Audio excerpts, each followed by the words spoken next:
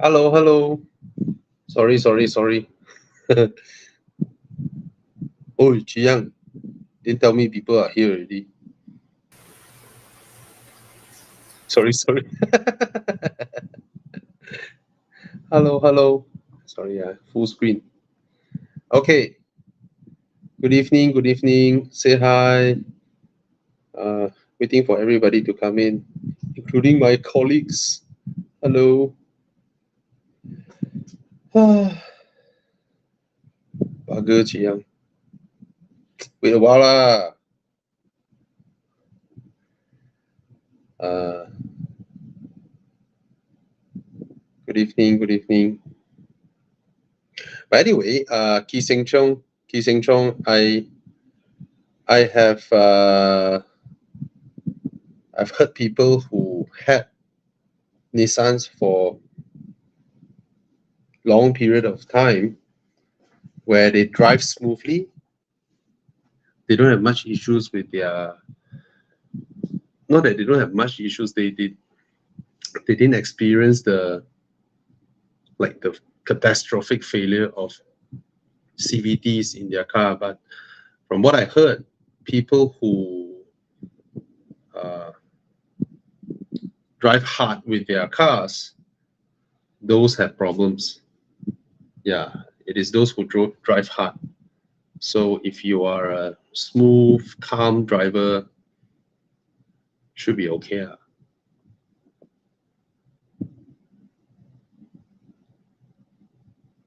Sorry, I'm doing the Ramadan poster. Doing the Ramadan poster for Selamat Berpuasa for those going into puasa tomorrow. All right. Actually, puasa is a good thing. It's a good thing to have one meal a day. You know, the meaning is it's a very meaningful thing. Yeah. All right. Okay, Shamim Aizat. I really love the first gen Macan and can afford it now, but it does not have ADAS like newer car. Should I still go for it? You like it, you go for it, to be honest. Okay, I've owned cars with adaptive cruise control, you know. Yes, during a mega heavy jam, it's nice to turn it on.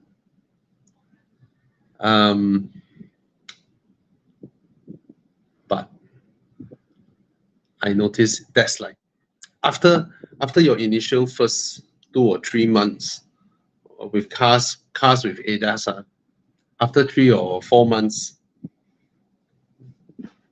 the usage of it, the likelihood of using it is really, I would say less than 5%. To be honest, less than 5%.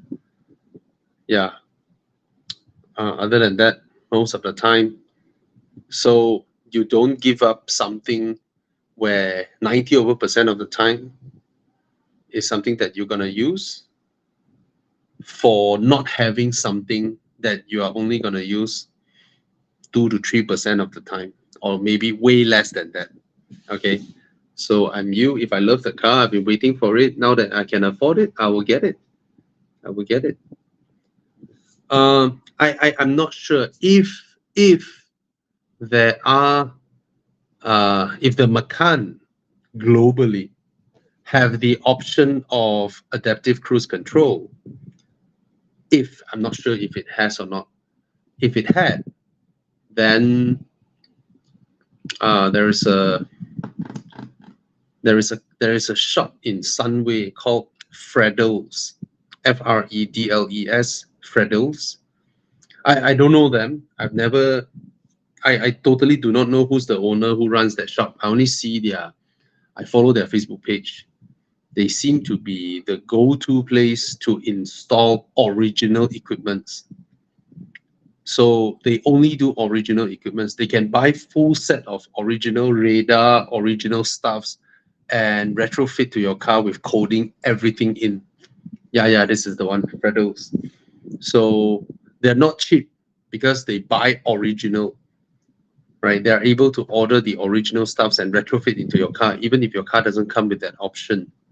So do check them out. If the Macan does come with it, I'm sure they'll be able to buy it. Other than that, then I can't help you, all right?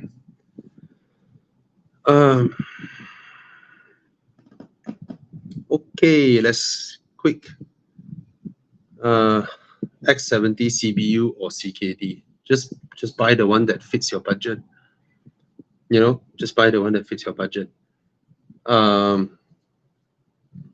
think Proton did a really, not Proton or Geely Group, that 1.5, they did a really good job. That engine has, from our experience, when we tested that car with the 1.5 liter engine, it vibrates less than the 3-cylinder BMW 1.5. It is also more powerful. It's not as efficient as BMW one, but yeah, it vibrates less, and is more powerful. So I think that's a great thing. And it's not like when people say, oh, Proton higher fuel consumption, it's not like it consumes like a V8, right? It's not. I mean, it's still reasonable, I would say. Okay. Yep. Tomorrow is the launch of the new Touareg. Yeah, we're gonna be there. Okay. John L. I'm looking for a car for wife, small family with 2 kids, deciding between the new CR-V, CX-5, Subaru Forester. Which of this car is a clear winner for 80% city use? CR-V. Clear winner. CR-V. I mean, Honda always gives you the biggest car. CX-5 is sharp to drive, but everything else is feels a generation behind the CR-V, but the drive is fantastic. If you really love driving, then you go with the CR-V. The Forester, they are good cars. They are good cars, all right, but a bit too eccentric in a way. I mean, do you use 4-wheel drive? I mean, if you stay in Canada, you know, cold countries and all that, then probably you have used for the 4-wheel drive system. If not, if it's just in city, right, it's an overkill. And all-time 4-wheel drive systems consume fuel for no reason. Like Audi Quattro, Subaru Forester, these are full-time all-wheel drive, right? They just waste your petrol away. Yeah. Okay.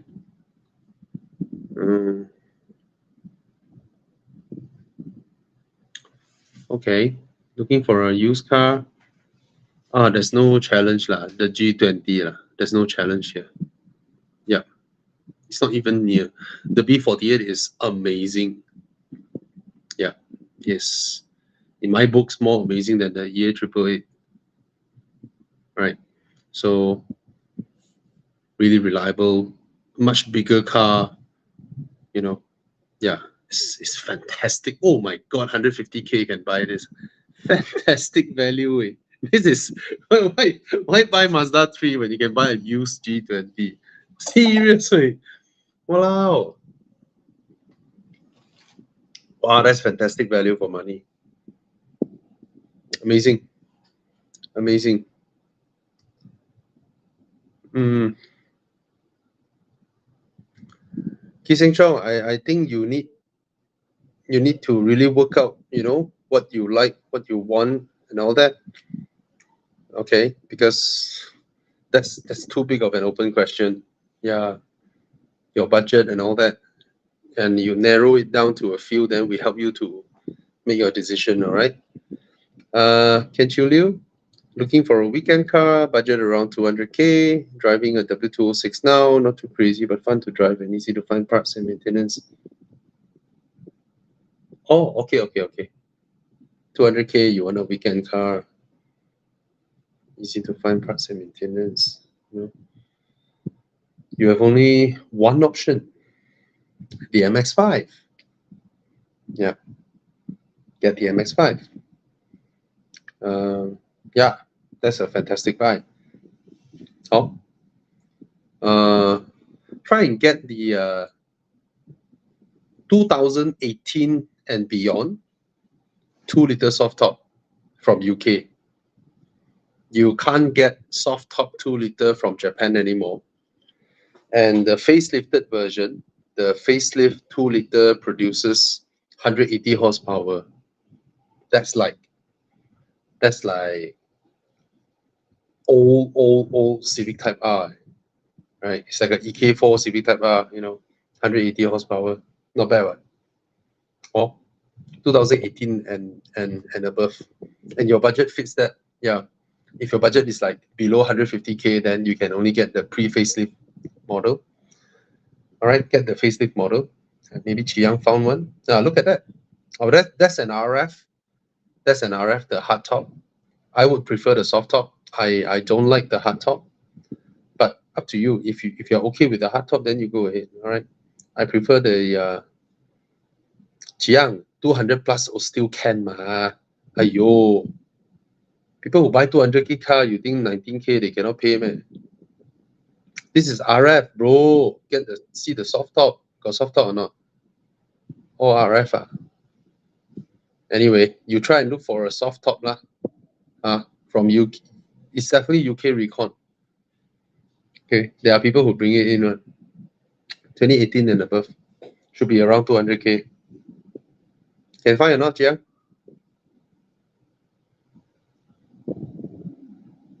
Don't have. All right. Yep. 80K. 80K is quite high, your budget. Yeah. Oh, between Honda Accord and Mazda 6, I will go Mazda 6. No challenge. I will get the Mazda 6. It's just as big as the Accord. Drives a lot better. Oh. So go with the Mazda 6.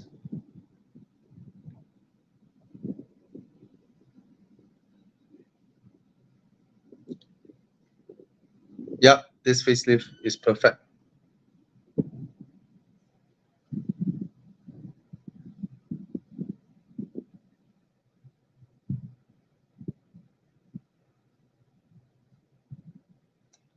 Yep.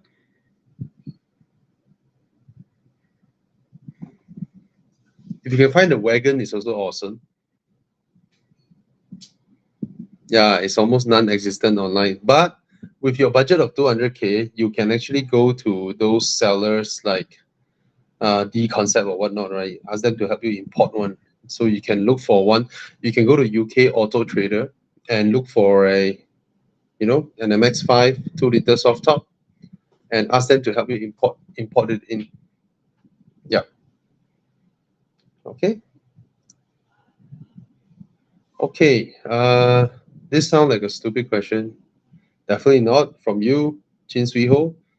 But can one set the distance to the car you are following with adaptive cruise control? Yep. Okay. Yes. Adaptive cruise control you can set the distance. So that would be the early generation ones and the distance that was shown on the screen is dynamic, meaning that when you are driving at a higher speed, a single bar is different from when you are driving at a slower speed. So the other day I was driving one car. I think what car was it? I think it's the iX. It automatically it dynamically adjusts the distance, which is pretty smart.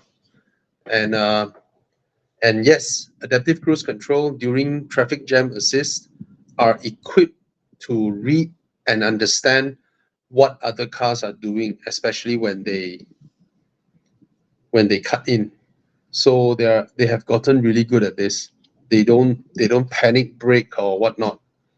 So I really like cars that show me what it is seeing. I love it when the car shows me the car in front that it is locked onto, and it also shows me the other cars that are around the vicinity. And as the car wants to cut into my lane, you can see from the car's screen that there is an animated logo of another car coming in. Then the car knows what you saw was understood by the car. So that's a great thing that to make you feel comfortable. Yeah. So no worries there. All right, from Daniel Tan. Hi Bobby, I'm currently driving a Passat B and planning to switch to RX 300 for family use, as my wife keeps complaining the risk comfort, and we both love how comfortable the RX is. It's a fantastic car. Buy. Anyone going into a Lexus is always a thumbs up from me, okay, because it will not give you issues. It is reliable. It is well made. It is predictable. You know.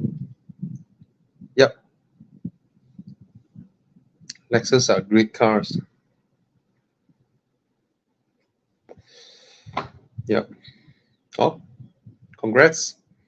Questionable styling in my eyes. All right. Yeah. Would you recommend buying an XC60? Yeah, it's a fantastic car. What are some of the potential issues? All right. It's a plug-in hybrid. So plug-in hybrids are the most complicated form of vehicles out there. So you can expect software glitches sometimes. You can expect those. Those are known to happen, but nothing too crazy serious. You know, some people never experience anything. Some people do. So I know I know some in the Volvo group who had their XC90 for 10 years, still running. You know, I know some who bought the XC90, use it for 3 years, looking around, wanting to change another brand, end up with another XC90, and then another 3 years later, really determined to change brand and want to look elsewhere, test drove the BMW, test drove Mercedes GLE and all that, and came back to his third XC90. Yeah. So, yeah.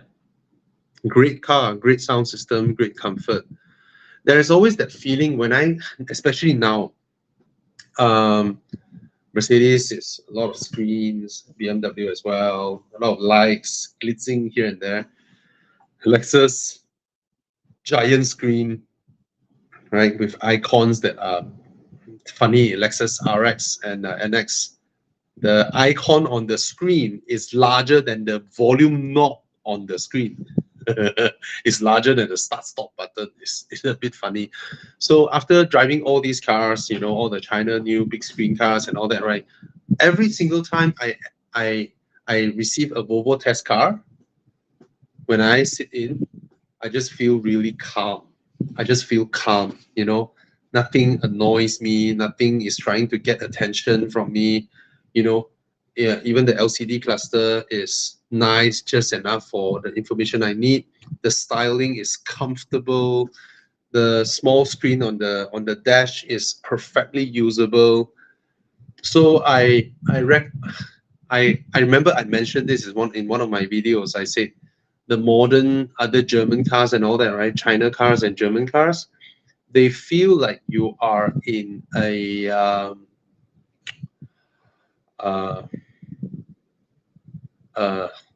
nightclub as a DJ with multiple screens in front of you and with lights going here and there, whereas a Volvo feels like you sitting in the lounge, quietly in the leather chair with your iPad mini in your hand. That's it. You know, that's the feeling. Their interior is not shouty, but it's calm and soothing. That's what I like about them. All right.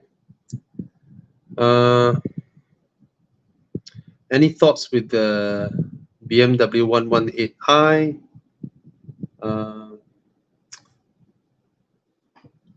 Okay, if it's within your budget, but you know it's the 1.5 liter turbocharged, you know, not very fast, but totally usable. Okay.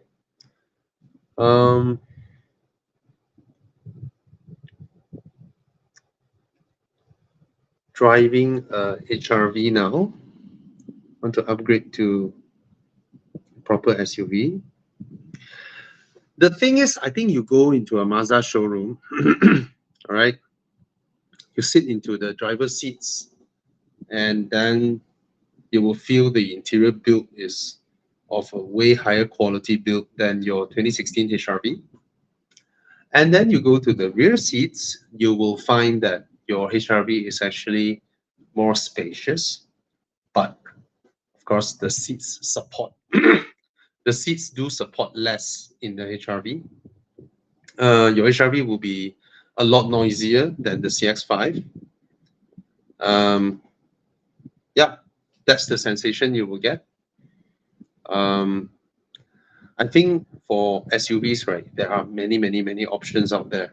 Okay.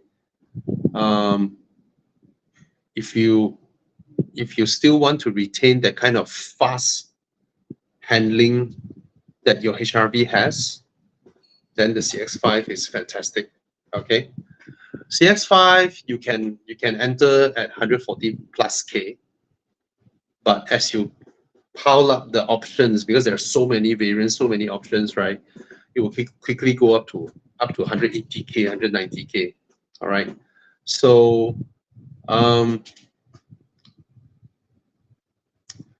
would you like something that is of a way more significant upgrade that you immediately feel, wow, you know, since your current car is a 2016 car, buying anything that is newer than 2016 is considered an upgrade, right? Try and look for a used CX-9. I think they are of exceptional value now. All right, the CX-9 is of a totally different class of vehicle because HRV size and CX-5 is so similar inside. You know, in fact, the boot is smaller in the CX-5. Xiang, I'm talking about a used CX-9, used. Yeah. Find a, I don't know, 2020 CX-9. Is it around 150K or 2019? See if you can get something around 150, 160K. Yeah, just search. This car is so rare. Those are the old. Yep. 2019 is 180K. 2018 is 150K. Now, don't worry about the 2018 thing. You pick the 2019 one. Yeah. Have a look at it. 35,000 mileage. Very low mileage. Okay. Why I suggest this? Because this car is a beast. All right. The interior build is of a totally different class. Okay. It is quieter than the XC90 inside. It is very substantial, very German feeling when you open and close the door, you know. So you will feel like, wow, you did a massive jump, a massive upgrade. Okay. Of course, it's no longer as nimble as a CX-5 or your current HRV, and it's a lot bigger. But what I felt is that since you want an SUV, why don't you go all out an SUV instead of a minor small step of an upgrade, right? Consider this is magnificent, and the power, the 2.5 turbo fits this car. The 2.5 turbo in the CX-5 is too much power for that car. I really felt it's too powerful for that car. But for the CX-9, it's perfect. Yeah. Or you have the CX-8 lah. Okay. Yeah.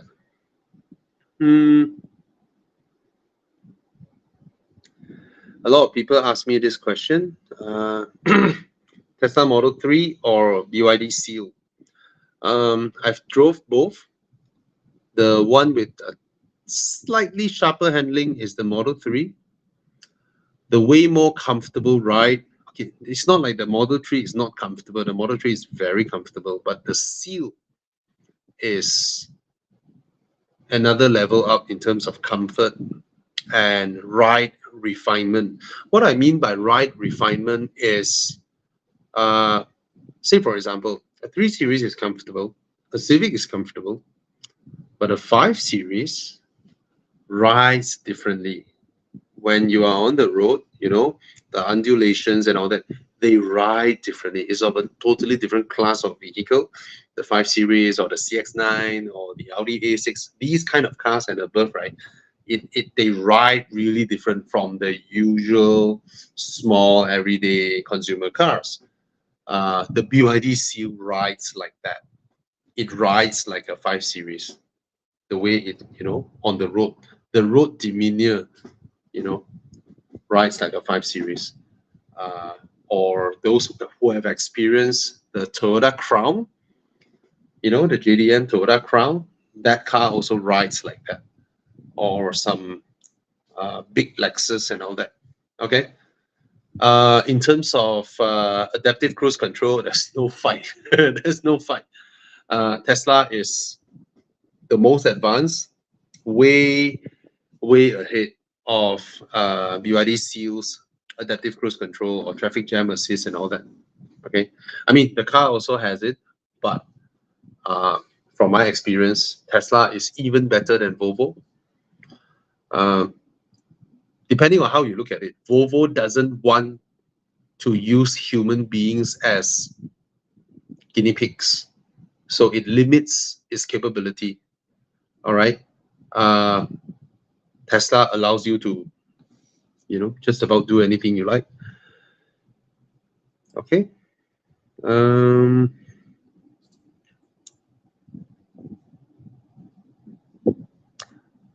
Looking for a weekend car, RS3, buy.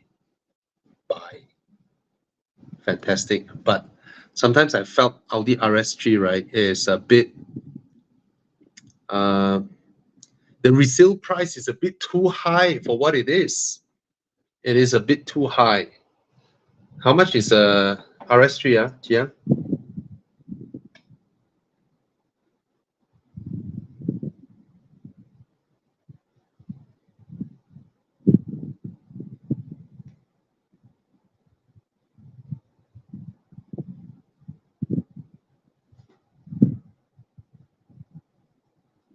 How much? Oh, no, that's an S3, bro. S3. S3. Look for RS3. Don't need to type the year lah. The car's so rare. Just type Audi RS3 can already. Let's sort by price.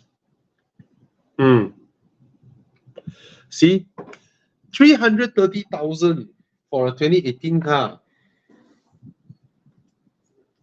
It's still pretty high. But no choice. That's how high the resale value is of Audi RS3. They have always been very, very, very expensive as a used car. Somehow the market just accepts them being so expensive. Let me see how much it would be an RS4B. Okay, a lot higher, a lot more expensive. Yeah, buy lor, if that's what you wanted, Lovely engine.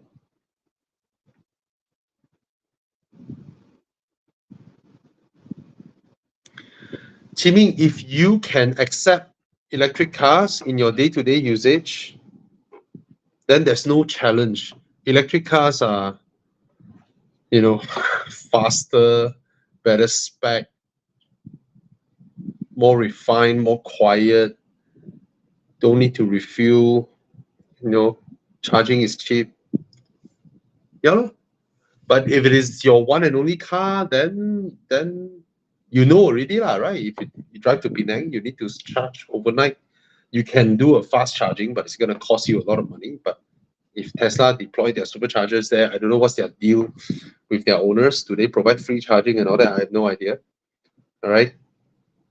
So if you can accept, there's no challenge. Petrol cars cannot challenge electric cars. And there's another thing, people will say that, oh, when you buy an electric car, maybe 10 years down the road, 12 years down the road, you need to spend 40K to replace the battery or 50K to replace the battery. Well, let me tell you something. There are a lot of Toyota, Honda owners where their cars haven't even reached 12 years. They pay 15K to replace their gearbox. Right?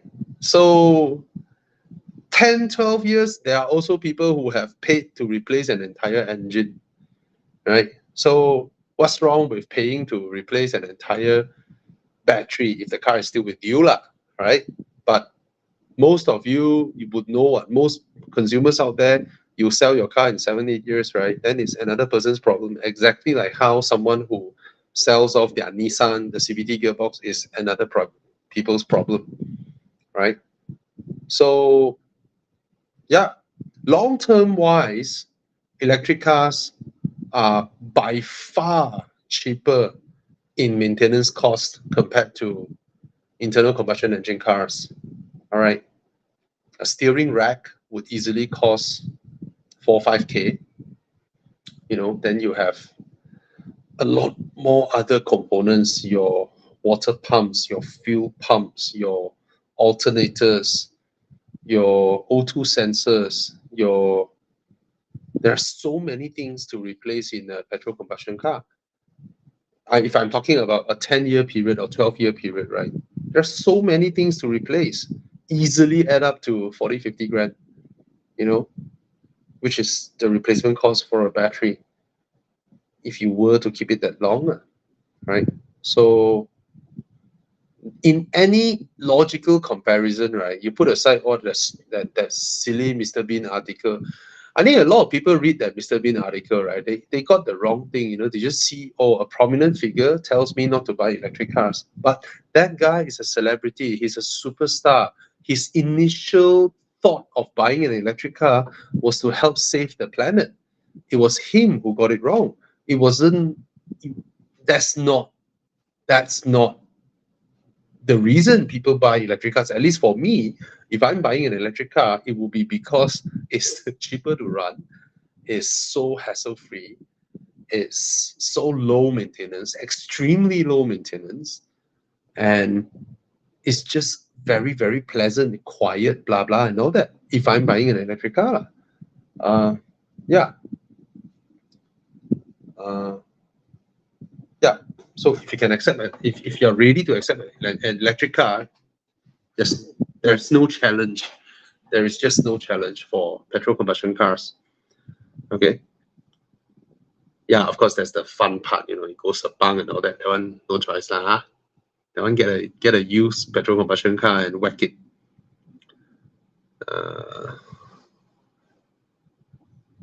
My view on a Porsche 718. A Porsche 718 at 300K. Yeah, buy. Buy.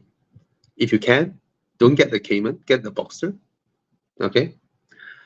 All right. The next one, quick one.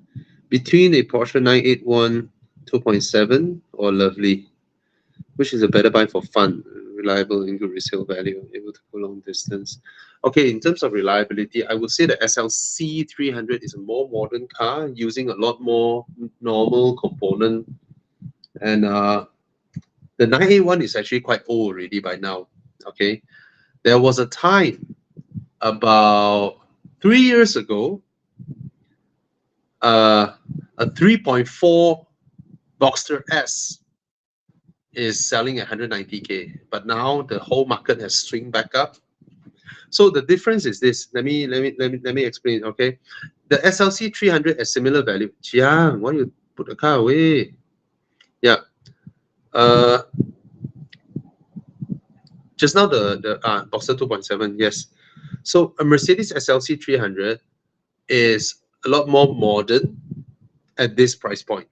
Okay, presumably it will be cheaper to maintain than your 2013 Porsche Boxster. Definitely. Okay, it will be cheaper to maintain. Your Boxster at 11-year-old, you are coming to the kind of age whereby there is quite some components you need to replace. Okay, there is quite some components you need to replace. And your first, I would presume, your first 2 years or 3 years would be a little bit more painful than having the Mercedes. Actually, more painful than the Mercedes. You know, this component will go, that component will go, then you have to replace it. And then here 5,000, there 4,000, here 6,000. You know, these things will happen. Okay. I will get the white one. This one is very well known in Genting. red one. Anyway, the 2.7 is not super fast. It's definitely slower than the 300 on the get-go, but it sounds great. However, these are sports cars that I would say if you're buying now, you will keep them for a rather long time. Okay, if you're keeping them for a rather long time, you will see, even though the SLC and your Boxster is at this price point, right? You will see the depreciation of the SLC go like that, keep going down, whereas your Boxster would roughly remain there about. Okay, and it's like what Mike Yap said, it's a far better car to drive, the Boxster. So your initial 2 years, you will spend a lot more money than the SLC to maintain and run your Porsche Boxster because it's coming up to 11 years old. This will fail, that will fail, that will fail, that will fail. You will swear at me, screw you, Bobby Yang. But if you keep the car for 7-8 years, you will see your SLC go all the way down to 60,000 ringgit when your Porsche is still 180, 190,000 ringgit. That is the difference. All right. Okay, not 60 lah. Probably the SLC will go down to, by the time it's no longer available for loan, it will go down to probably 80, 90, but your Boxster will still be there. That's the difference. And at that time, you will feel, oh, I'm vindicated. And by then, all cars are EV and all cars are quiet, and you still have a lovely sounding 2.7 981 Boxster. It definitely sounds better than whatever 718 and all that, albeit slower. Okay. Levoque. For me, the Levoque is always a buy. Just buy. Okay.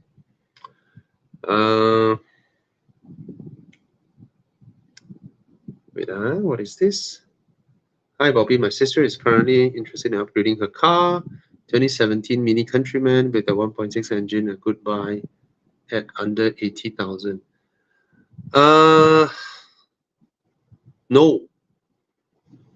The 2017 Mini Countryman is still the previous Countryman. The one with the Peugeot engine. Peugeot engine. Okay, Chiang, can we find the current Countryman, the cheapest current Countryman that we can find? 2018 Mini Countryman. Yeah, try and see how much.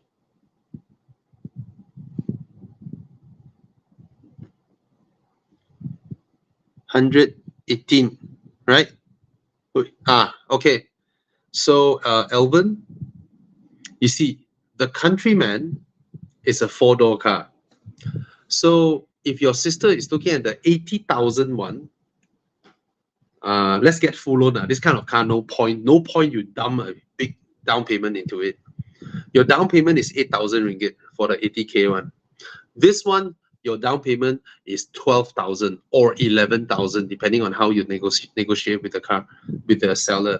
So your down payment is only 3,000 ringgit difference. Okay, and of course your repayment is a few hundred ringgit difference, but it's worth it.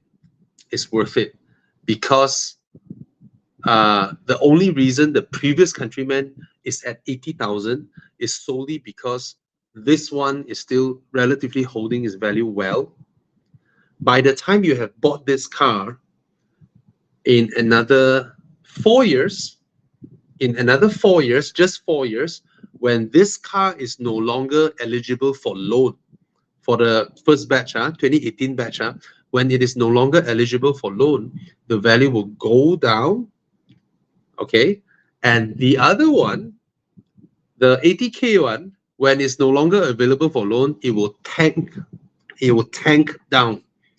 Okay, because that one is way more problematic than this one, this generation one, the 2018 onwards. So get the 2018 onwards. In the long run, you will actually save money. You will have better resale value. It is a way more desirable car than the one with the Peugeot engine. Okay, so get this generation. Don't get the 1.6, no matter how. This one, I don't know from which country it imported one. This one is, maybe information is wrong or whatnot. Yeah, it's a 2 liter. The title is wrong. Okay.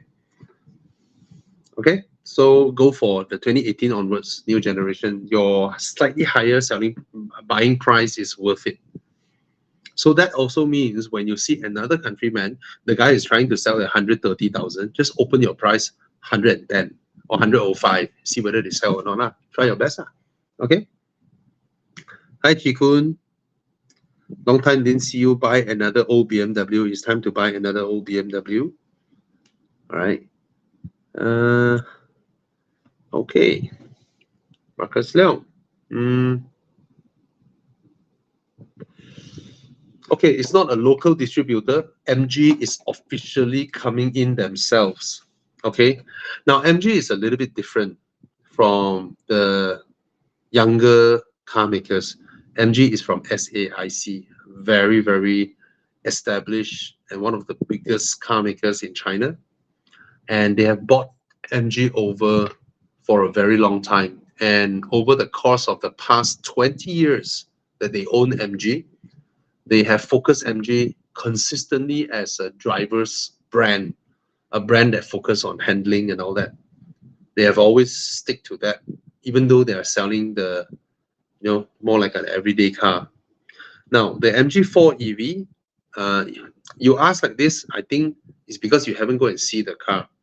In terms of interior build, okay, it is significantly, you can feel it, it is not as expensive touching as the likes of Omoda or the likes of BYD and all that.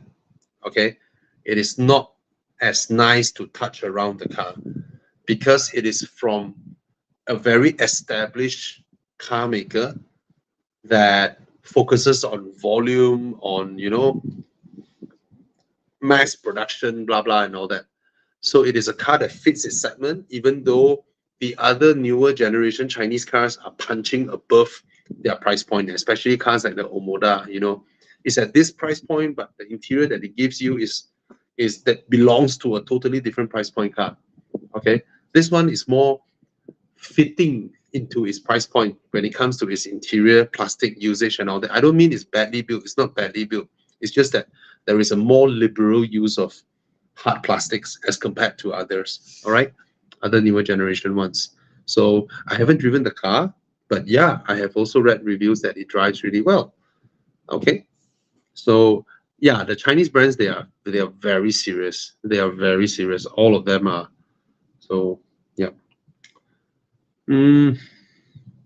Okay, this is Mr. J. Good evening. I have a budget of 1 million, planning to buy a sports car for my weekend use.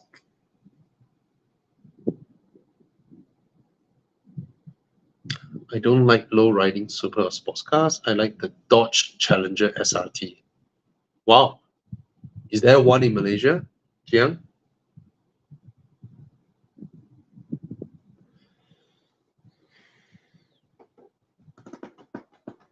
Is there even one? A Dodge?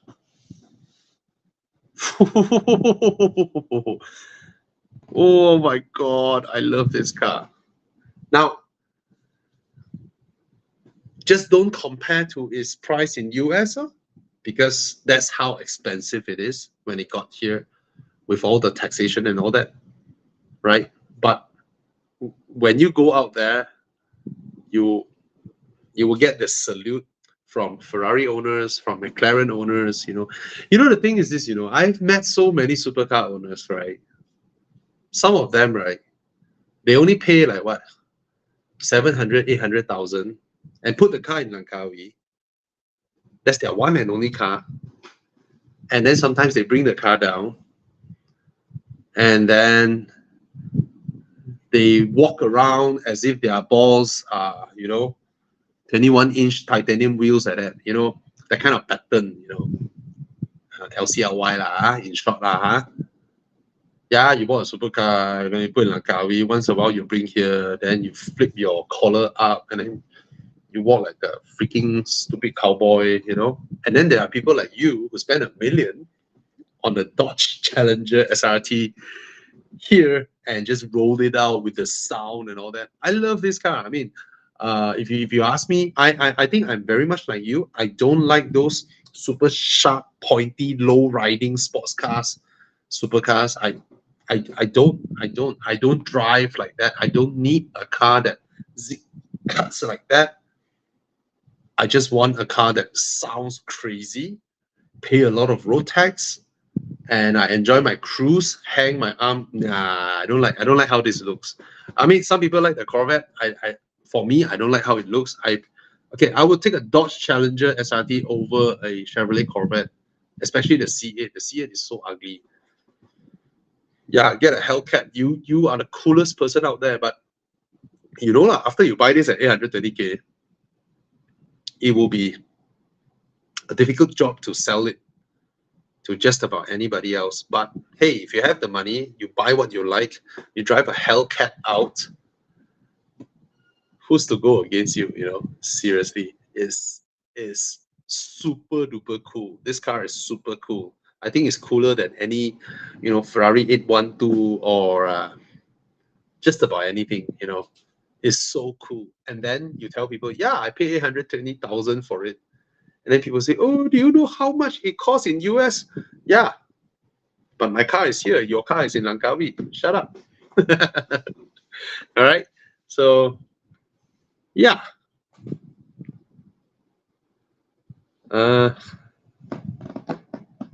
Well, there's a reason why it is significantly cheaper than the city of Vios, right?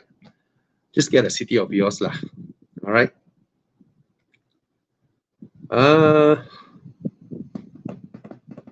Inspira 1.8 manual versus a normal automatic Swift for driving pleasure. I mean, for driving pleasure, the Swift is of course better than the Inspira. Okay, Inspira is not bad. It's just a tidy handling sedan.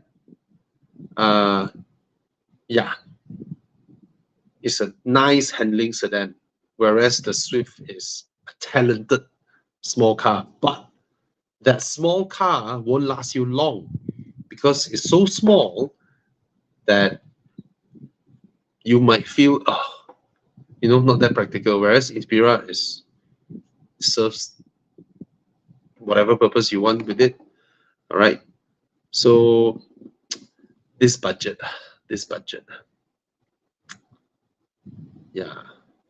Okay lah. If you're going for cash buy, you can get Caldina, you know, or a Subaru Legacy, you know. But those are cash buy lah, and a lot higher fuel consumption, a lot more maintenance and all that. Okay. I would go Lavore. Okay. Hi Bobby, I'm currently driving a W212 E250, nice car. Looking for a B8 S4 or 535. The B8 S4 has a gem of an engine.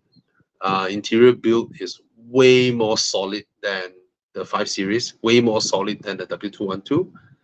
But in terms of driving, I think the F10 is a nicer drive. That's the first thing. The S4 is faster. Definitely, the S4 will whip the S of the 535 F10. There's no challenge, you know, even on highway, on mountain roads or whatnot, the S4 will whoop the S of the 535 F10.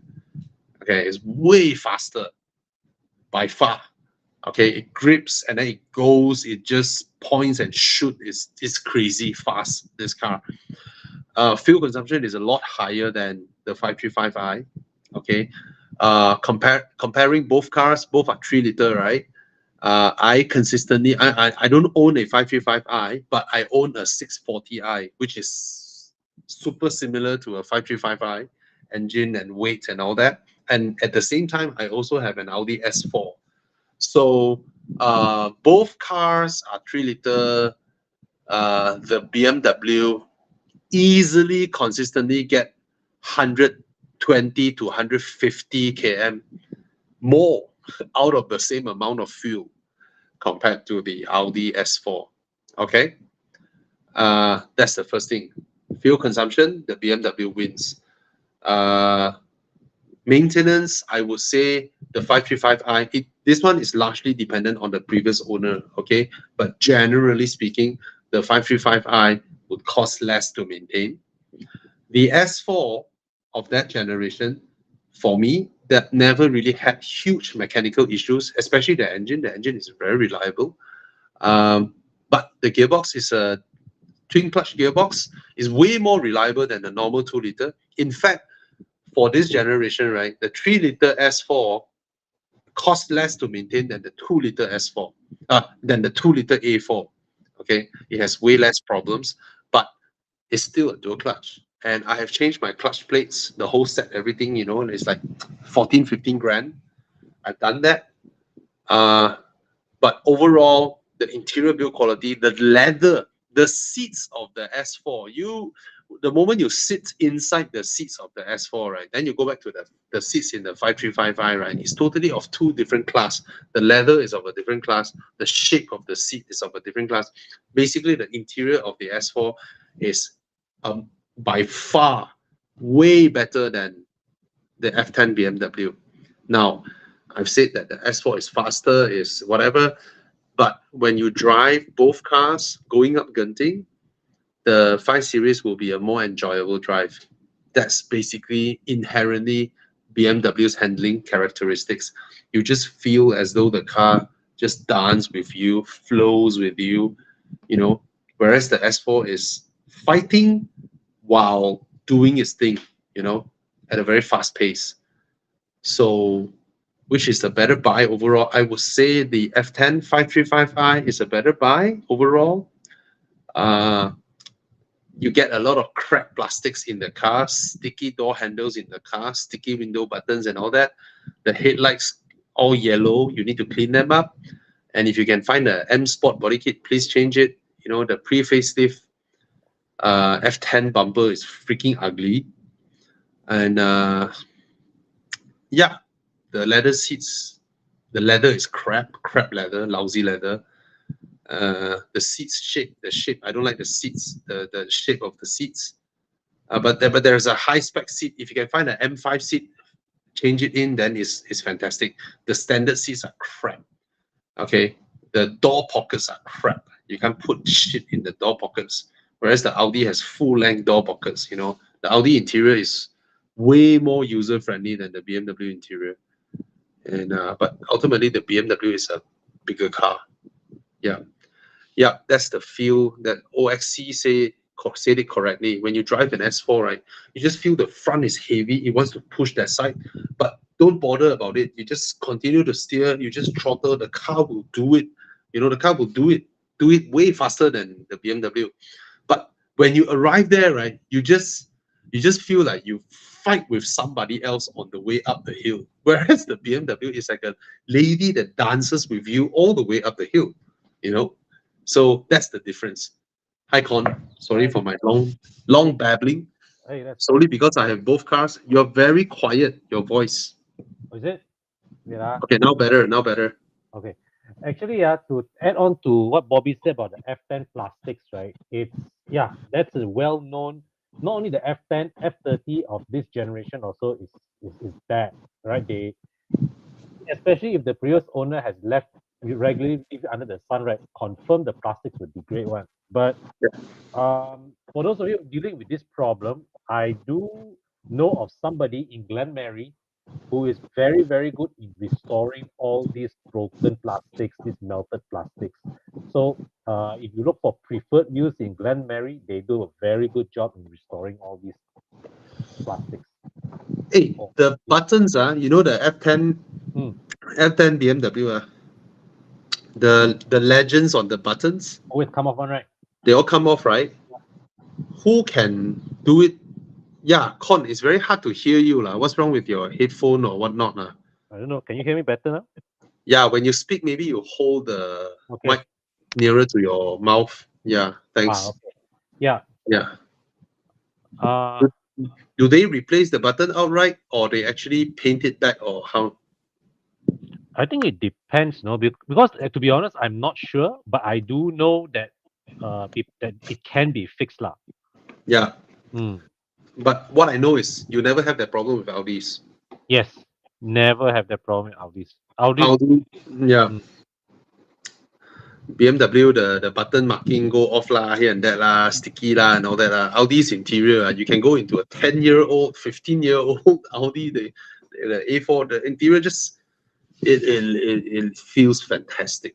But the drive, there's no comparison. The more Yeah. pleasurable one is BMW. Yes. Mm. Okay. Okay, spend too much time on that question. Just a quick one. I'm going to go faster. Is there a significant difference in performance and handling compared to MK7? Yes. Yes. MK6 and MK7 is a huge difference. Huge. Even you compare 1.4 TSI, right? MK6 to MK7 also huge difference, much less a GTI. Yeah. The MK6 still drives very much like the traditional European car. Yeah. You know, heavy, sure-footed. The MK7 dances. Yep. So if you can afford the MK7, you go with the MK7. MK7 and MK8 very near. MK8 has some very weird artificial handling thing going on, but the MK7 onwards, they are super agile. You know, when you go left, right, you just feel the car dancing. Whereas the MK6 is heavy, sure-footed, grips and go. Yeah, MK6 still drives like an Audi per se, okay, in a way. Okay, this question, as much as I love the Mazda 6 2.5, I would go with the V90. No challenge. Yeah, I would go with the V90. No challenge. Yeah, your interior build, the design of the car, the build quality of the car, the comfort levels, the sound system, everything. Mazda, I tell you, Mazda's Bose sound system is shit. Okay, you can see the word there, Bose, but it's shit. It's a shit speaker, just with a logo, a Bose logo. Yeah. So that every time I sit in a Mazda, I listen to the sound system, and then I see the Bose logo, I feel offended, because Bose used to be an exceptional stereo sound system maker, but their car division, they sold it to Samsung. Oh. Yeah. Oh, okay. Harman Kardon, Bose, and many other brands are all their car division, all under Samsung. Oh. Yeah. And I don't know why Samsung positioned Bose like entry. Maybe I don't know, man. Why Samsung wall up so many of these brands in the first place? It's I don't know, man. Maybe it's not something where these makers want to do because they are makers of high-end sound system, right? And then when they go to car makers, all the car makers, even the entry-level brands, the norm premium, premium. Yeah, I can't hear anything premium out of it. You can go into this, and then you go into a standard BMW, standard BMW F10 or 6 Series, right? Those standard ones without a brand, right, sounds better. Yeah. Okay. So, yeah. Okay. Anyway, I'll go with the V90, even as much as I love the Mazda 6 2.5. No. Yeah. Okay. It's such a handsome car, man. 148. Such a handsome car. Not bad way. Okay, what's next? Okay. F-Type, F-Pace. Yeah, the supercharged V8 sounded very good. So if you see from a lot of global, reliability survey, owner satisfaction, right? Jaguar actually doesn't rank that bad one. But I have a theory. People who buy really rare brands usually support the brand more when they answer survey questions, right? Every small problem is not a problem. But as the brand gets popular, non-brand enthusiasts begin buying those cars for the first time. They will complain every shit. All right. Yeah. So it depends. Yeah, but if you're buying the F-Type, it's a sports car. Mm. I don't think you need to worry about reliability. It's a sports car. I mean, something special, something great. F-Pace, I don't really recommend. Yeah. It's badly built. Interior is badly built for a family luxury SUV. It's You know, the a thing is Mazda. A Mazda is a million times better built than your F-Pace. You know? yeah. Yeah. And you know what's infuriating, right? Is that they are both the same company, but Jaguar and Land Rover, the build quality is so different, man. Yeah. I was like, what? You walk across the showroom, it's a different world of build quality one, you know. Yeah, man. Yeah, man.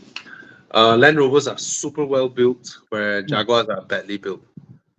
Okay, even though both are under the same owners. Yeah, it's bizarre. It's Yeah, bizarre. yeah. I mean, we're talking that generation, F-Type, F-Pace. We're not talking the current crops Mm. of Jaguars. Okay. Uh, Mm. Hi Bobby. I plan to buy a 2017 Passat. You Okay. know what? I would suggest buy a 2019 one and then press the bugger's price. Yeah. Yeah, because there are so many of them out there. So many of them out there. Oh, yeah, Obviously, they are what? trying. How much? What? 2019, 70K. What about 2017? How much is 2017? Have a look at it.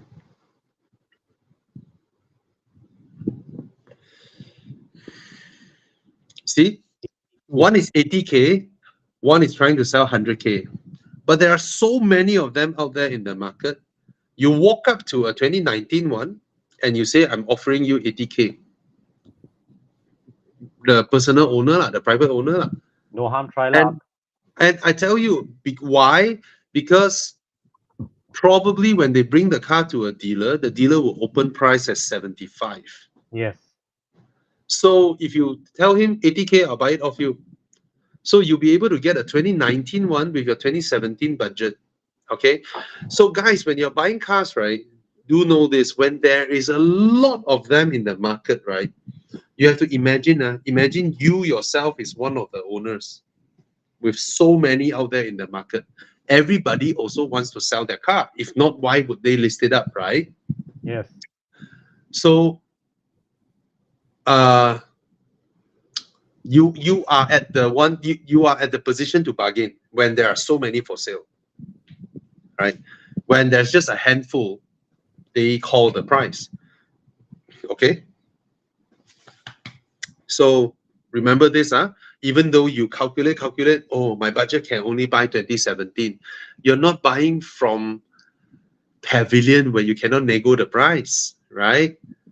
Yeah, you're buying used cars. So the 80K is your budget, 2017? Nah, you go and look for if you're ambitious enough, look for a 2020 one, right? Year 2020. Yeah, hey, I want to buy a Passat. You're trying to sell 120, no, 80. You know, 80 I'll buy straight away. And you don't have the headache anymore. You wait, lah. You wait, just wait. And then your price will drop. Same shit. Right? Then you cannot go into your next car. So low ball them when there's a lot in the market, just straight low ball them. Okay?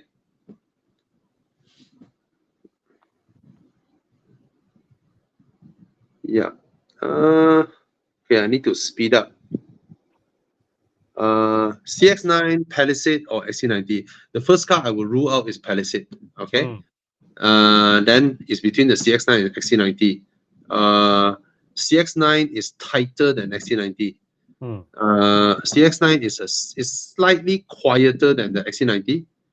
And for me, my choice would be the XC90. But if you plan to keep the car for a very, very, very long time, do know that the XC90 is a plug-in hybrid. Plug-in hybrid ultimately will have a little bit more bugs, this and that, software and all that problems than the CX9. CX9 is a very standard, straightforward car. Okay. Handling wise, I think the XC90 is nicer to drive than the CX9. CX9 is not bad. It's okay. It's adequate. It's nice. It's still a nice car, but the third row is not as usable as the XC90. Okay. Interior, the XC90 is of course better in my opinion. Okay. Palisade is not worth this price. Yeah. It's just not worth this price. It's not of the same level. Yeah, I know. I know our previous Agong had one. Yeah. NCD can be transferred anywhere. Yes. Okay. So, yeah, another tip for people with a lot of ambition to buy cars, or maybe later to buy cars. Oh, no. People who are saving up to buy expensive cars, like 300K, 400K, 500K and above, right? Please buy the cheapest car you can find on Muda, 1,500 or 2,000 ringgit car. Just a cheap banger. Just buy the car, put it somewhere, and pay its insurance. You are collecting NCD. Okay, collect NCD from a crap car, and then you see, this is 850 ringgit. You buy this car, you pay insurance, you keep it for 5 years. When you buy your Lamborghini, or you buy your used Bentley, or buy whatever 500K car, 600K car, right? Immediately your NCD is 55% off.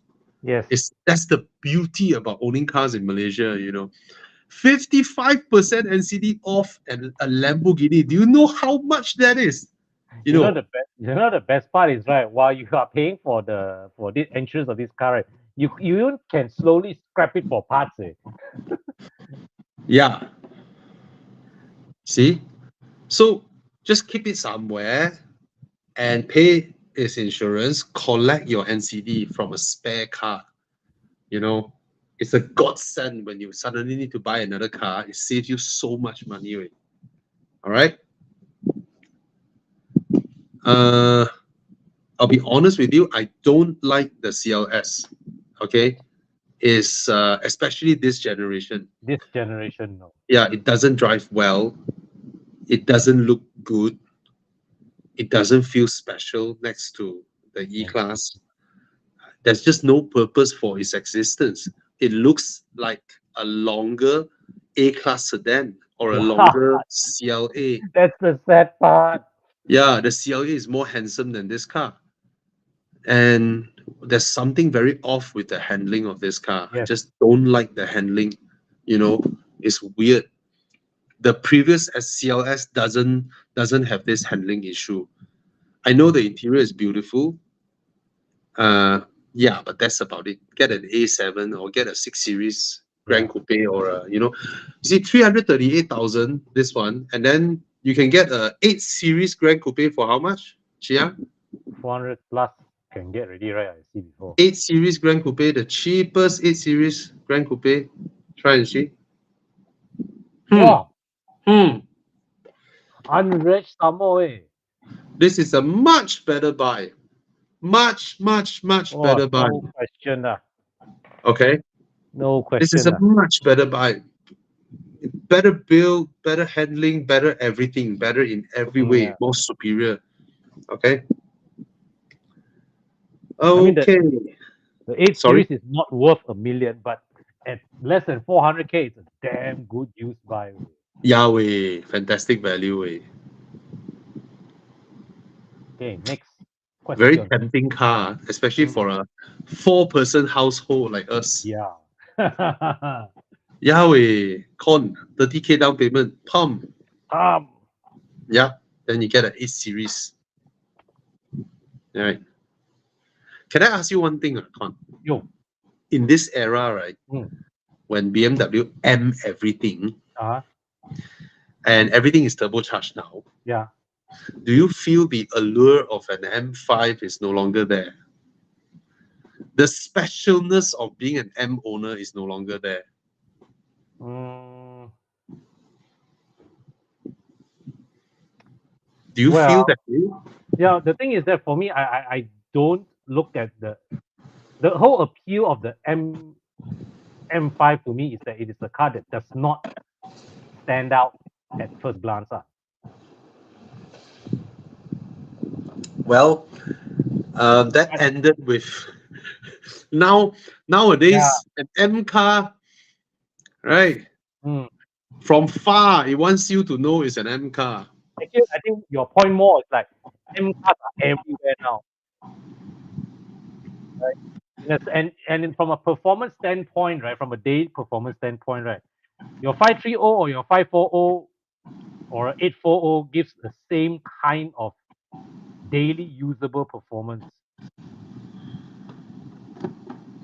You see, Con, Hmm. last time during the E60 era, Ah, F10 era, ah, there's a lot of people who want to mod their 5 Series to look like M cars yeah, because it's aspirational. yeah. You look at the G30, people stop doing that. Hmm. Do you feel that? People just don't feel like, yeah, M, so what? Go lah. I see most of it are the 530e owners. It's, yeah, that, I don't know, man. Yeah. They don't feel that special anymore, to be Hmm. honest. I think it's because BMW really over milk the M badge. They put the M badge on everything. And then with the arrival of EVs and all that, right? Ah, your XM. Very weird already. It's like Mm, last time when you have an M, or whatnot, RS, mm, right? You're like, wow, my car is so fast. mm. No, you see a Tesla Model 3, you're like, okay, Oversized. okay. Yeah, man. Uh, okay. Okay, next question. Quick one. Jimmy Lim, X90 versus Tiggo 8 Pro. I've driven both cars. The Chery, definitely the interior is way nicer, Mm-hmm. but the dual clutch, okay, That better. that you will feel it, lor. Yeah, okay. If you, I said in my video, if you are those drivers who go up your car, you start your car, and then you heavy throttle off you go one, right? Ah. Then you won't feel much problem with the Tiggo's roll off. Oh. If you are those who drive like you, especially with an E39, Mm. you ease your throttle that time. Oh, say lor. Wow, I tell you, man, the clutch is like buka tutup, buka tutup, buka tutup, buka Oh tutup. shit. Yeah, you will feel that more in the Chery. Okay, but so just drive the car with a slightly heavier throttle off the go. Once it goes off, it's okay. Ah. Yeah. So Jimmy, usually your kid is 6-year-old, your wife like Proton, so you go with the wife. Happy wife, happy life lor. Yeah lor, Oh. yeah lor. What to do? Your wife likes it, Mm. right? We know in this time and age, sometimes I see, the day 8th of March, right? A lot of people do, woman empowerment. Hey, I was thinking, women still need to be empowered these days. They get better grades in school. Yeah. They get better job opportunities. Yeah. They get promoted faster. Yeah. They're way more capable in corporate companies. Yeah. When you are playing the office politics, you can never beat a woman. Okay, and then the woman gets to say this weekend goes to which parent's house, Yeah. and yeah, most women, Run the show. woman runs the show. So Malaysia, we are more progressive than Western countries. We don't need to fight for women rights. There are women here is. You see, even our previous prime minister is afraid of his wife. Okay, I won't answer this kind of question, Desmond. When it comes out, you will buy. Okay. Mm. What's that? What other questions that you saw? Wow, a lot of questions. 100K occasional Genting run. Hi, Julian Wu. Looking for a car under 100K daily and then occasional Genting run. Any suggestions? Currently looking at a 118i M Sport. There are a lot of better cars than a 118i M Sport for your budget. Money, You have a lot of budget for occasional Genting run car. Yeah. What would you suggest? 118i will be smoked in most Genting runs. Yeah, man. Right. Yeah, I can smoke you with a CX-5. Mm.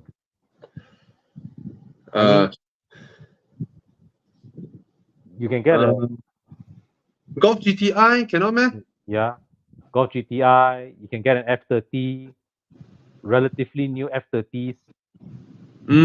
Why JDV? Your 125i for sale? The one cash buy already lah. Forget about it lah. Yeah. Yeah lor.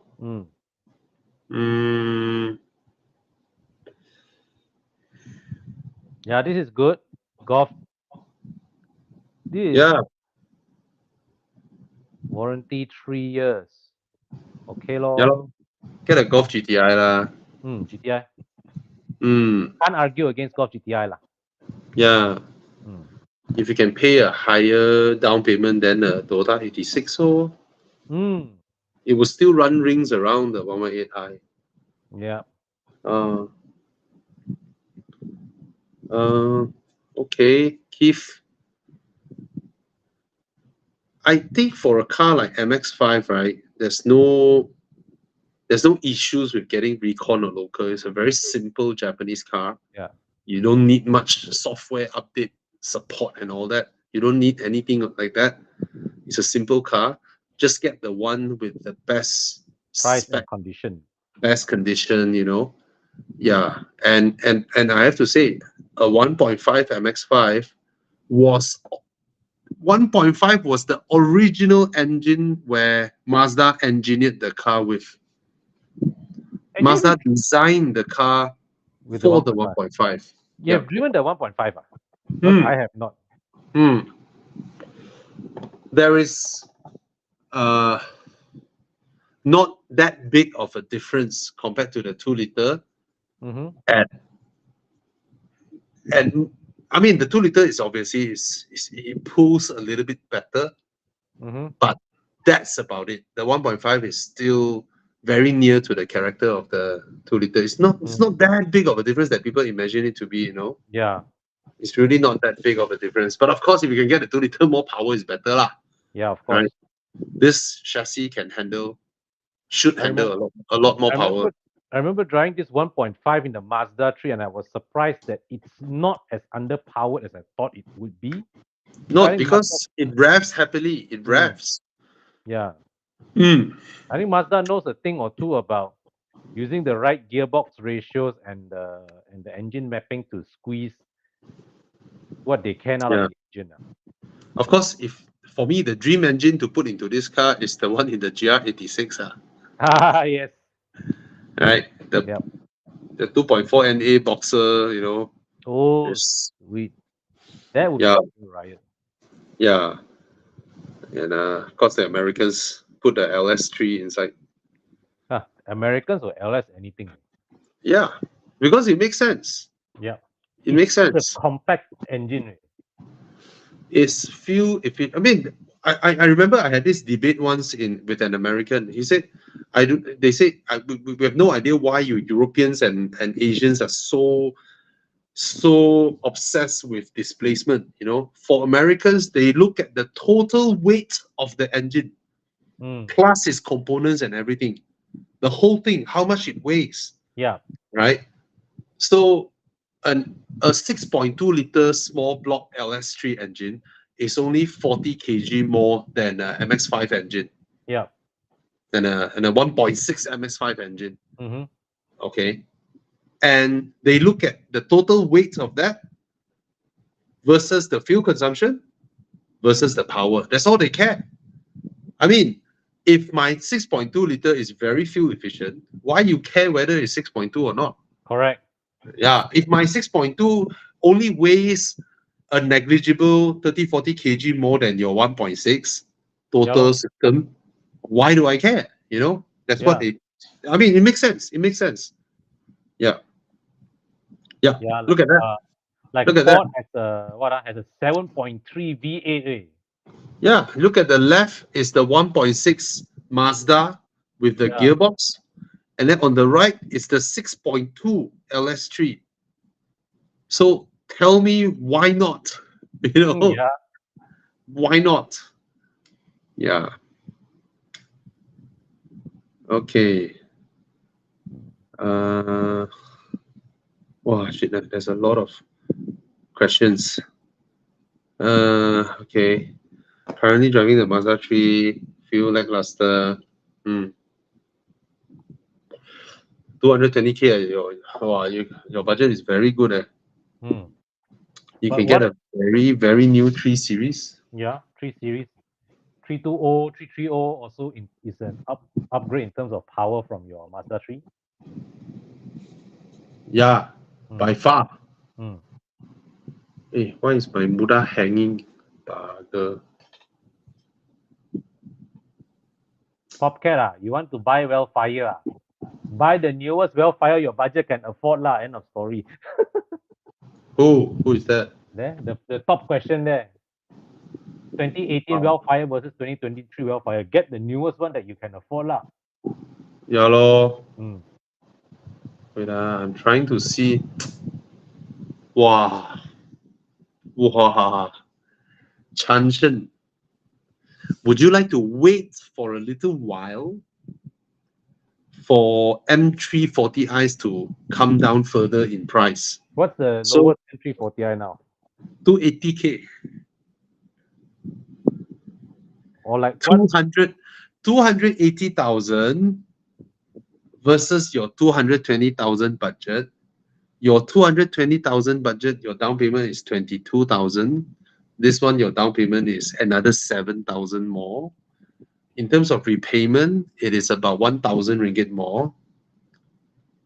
Maybe less than that. Yeah, a few $100 probably. Your difference in your repayment, monthly repayment. So if you wait for a little while for this price to, this price will likely stay there for a while, but I don't know. Well, And Bobby, then, yes, like what you said, ma, no harm. You take a 220K budget and try luck, ma. you not like that. Sometimes it's impossible, then it's impossible lah. People Yeah. kick you out, right? True. Yeah. Yeah, lah. Interesting. M340 aren't available in abundance. But there are quite a few of them out there. Nevertheless, I prefer how the 330i handles over the M340i. Me personally, I'm not saying right. Definitely, the M340i is better. But when it comes to the driving part, I think the 330i is fantastic. But most people who bought the 330i after a short while wish they went for the M340i instead. So let me quickly do a car loan calculator to look at the price differences. Your down payment is 10%. Okay. Loan period 9 years. Let's say a 3% interest.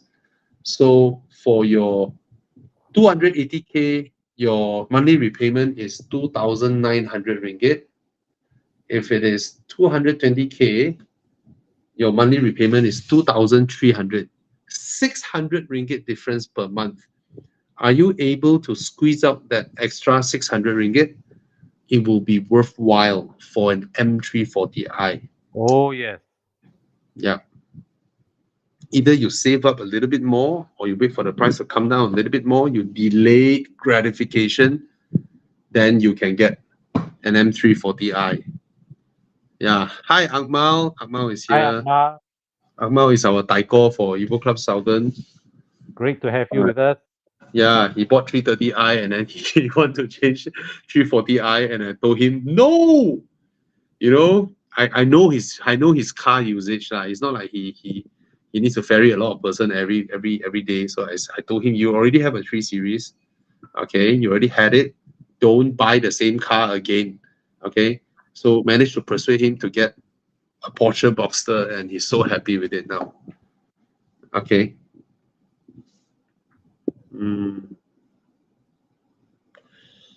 Harry Teo, how's the G29 Z4? Very good car, fantastic car. Buy.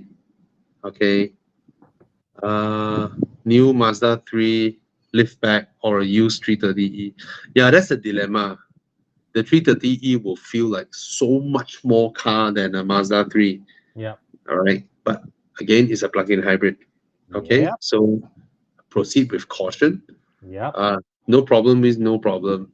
But I hear lesser and lesser problem with BMW plug-in hybrids lah. Okay. Okay. Another guy asked about used Macan. Buy. Are they reliable? They are reliable enough. They are not super reliable. They are Yeah. still with the Volkswagen E888 engine. Mm. Okay, a lot of them have carbon buildup issues. Hey guys, do once in a while pump a tank of V-Power Racing Yeah. just to clean the carbon in your engine. Carbon is the number one enemy of vehicle performance and maintenance. It's the number one enemy. All right, you burn things and then you build up carbon inside your combustion chamber. Of course, if your car is direct injection, there's no helping with the carbon that is deposited on top of your valves. Okay, but the one in the combustion chamber, because if the carbon goes to the side of your piston and it drags it along the sleeves of your cylinder, bye overhaul engine. Okay, you get burnt engine oil and all that, then it's bye. Okay, so Macan, look into that. Your carbon buildup will be significant for that Volkswagen engine. Okay. Okay, this one. Actually, if you can, right, got 430 Grand Coupe or not? Yeah, you can look for a 430 Grand Coupe. Yeah. That would be the best buy out of all your options. Okay. Because 420 Grand Coupe, right, performance-wise will be a little bit underwhelming. 420, is it B48 or N20? I think it depends on the year. Okay.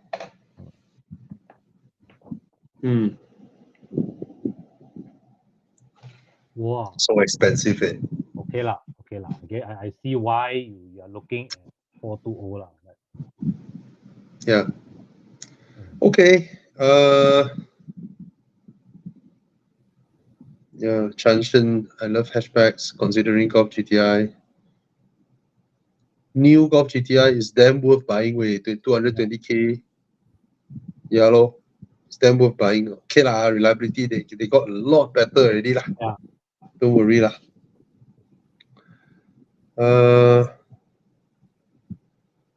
As much as I love the Mazda 3, I would get the G20 lah over it lah. That's, it's more comfortable. It's a bigger car. It's rear-wheel drive. It's way more performance. Way more. Oi, hey, you're in India. Yes, I'm in India. Sorry, I didn't let you guys know. I was in flight. I hear Sorry? some Hindi in the Everyone. background. You missed your flight? What's that? No lah. I just I was in flight, so I couldn't text you guys that I couldn't make it for tonight. Yeah. It's okay, bro. How are you? Is it Can noisy? you do us a favor, bro? Yeah. Can you go get some street food, India street food? I'm already in the airport. So you're flying back, huh? I'm flying back tonight. Back tomorrow morning. Great. So I can see you this Saturday. Yes. You tune in just in time for us to go, dude, where's my car shortly. Are you serious? Yeah, I think we're very slow with question and answers. So I think we need to speed up. Let me scroll all the way down to just answer the latest one, and then we reverse back up, lah, huh? Yeah. Okay. Yeah. Yeah, you should look for 530i. Okay. This one, hey, what's going on with my stupid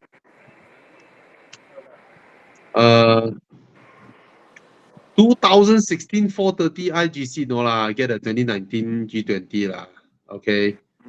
2016, you are getting an F30 interior.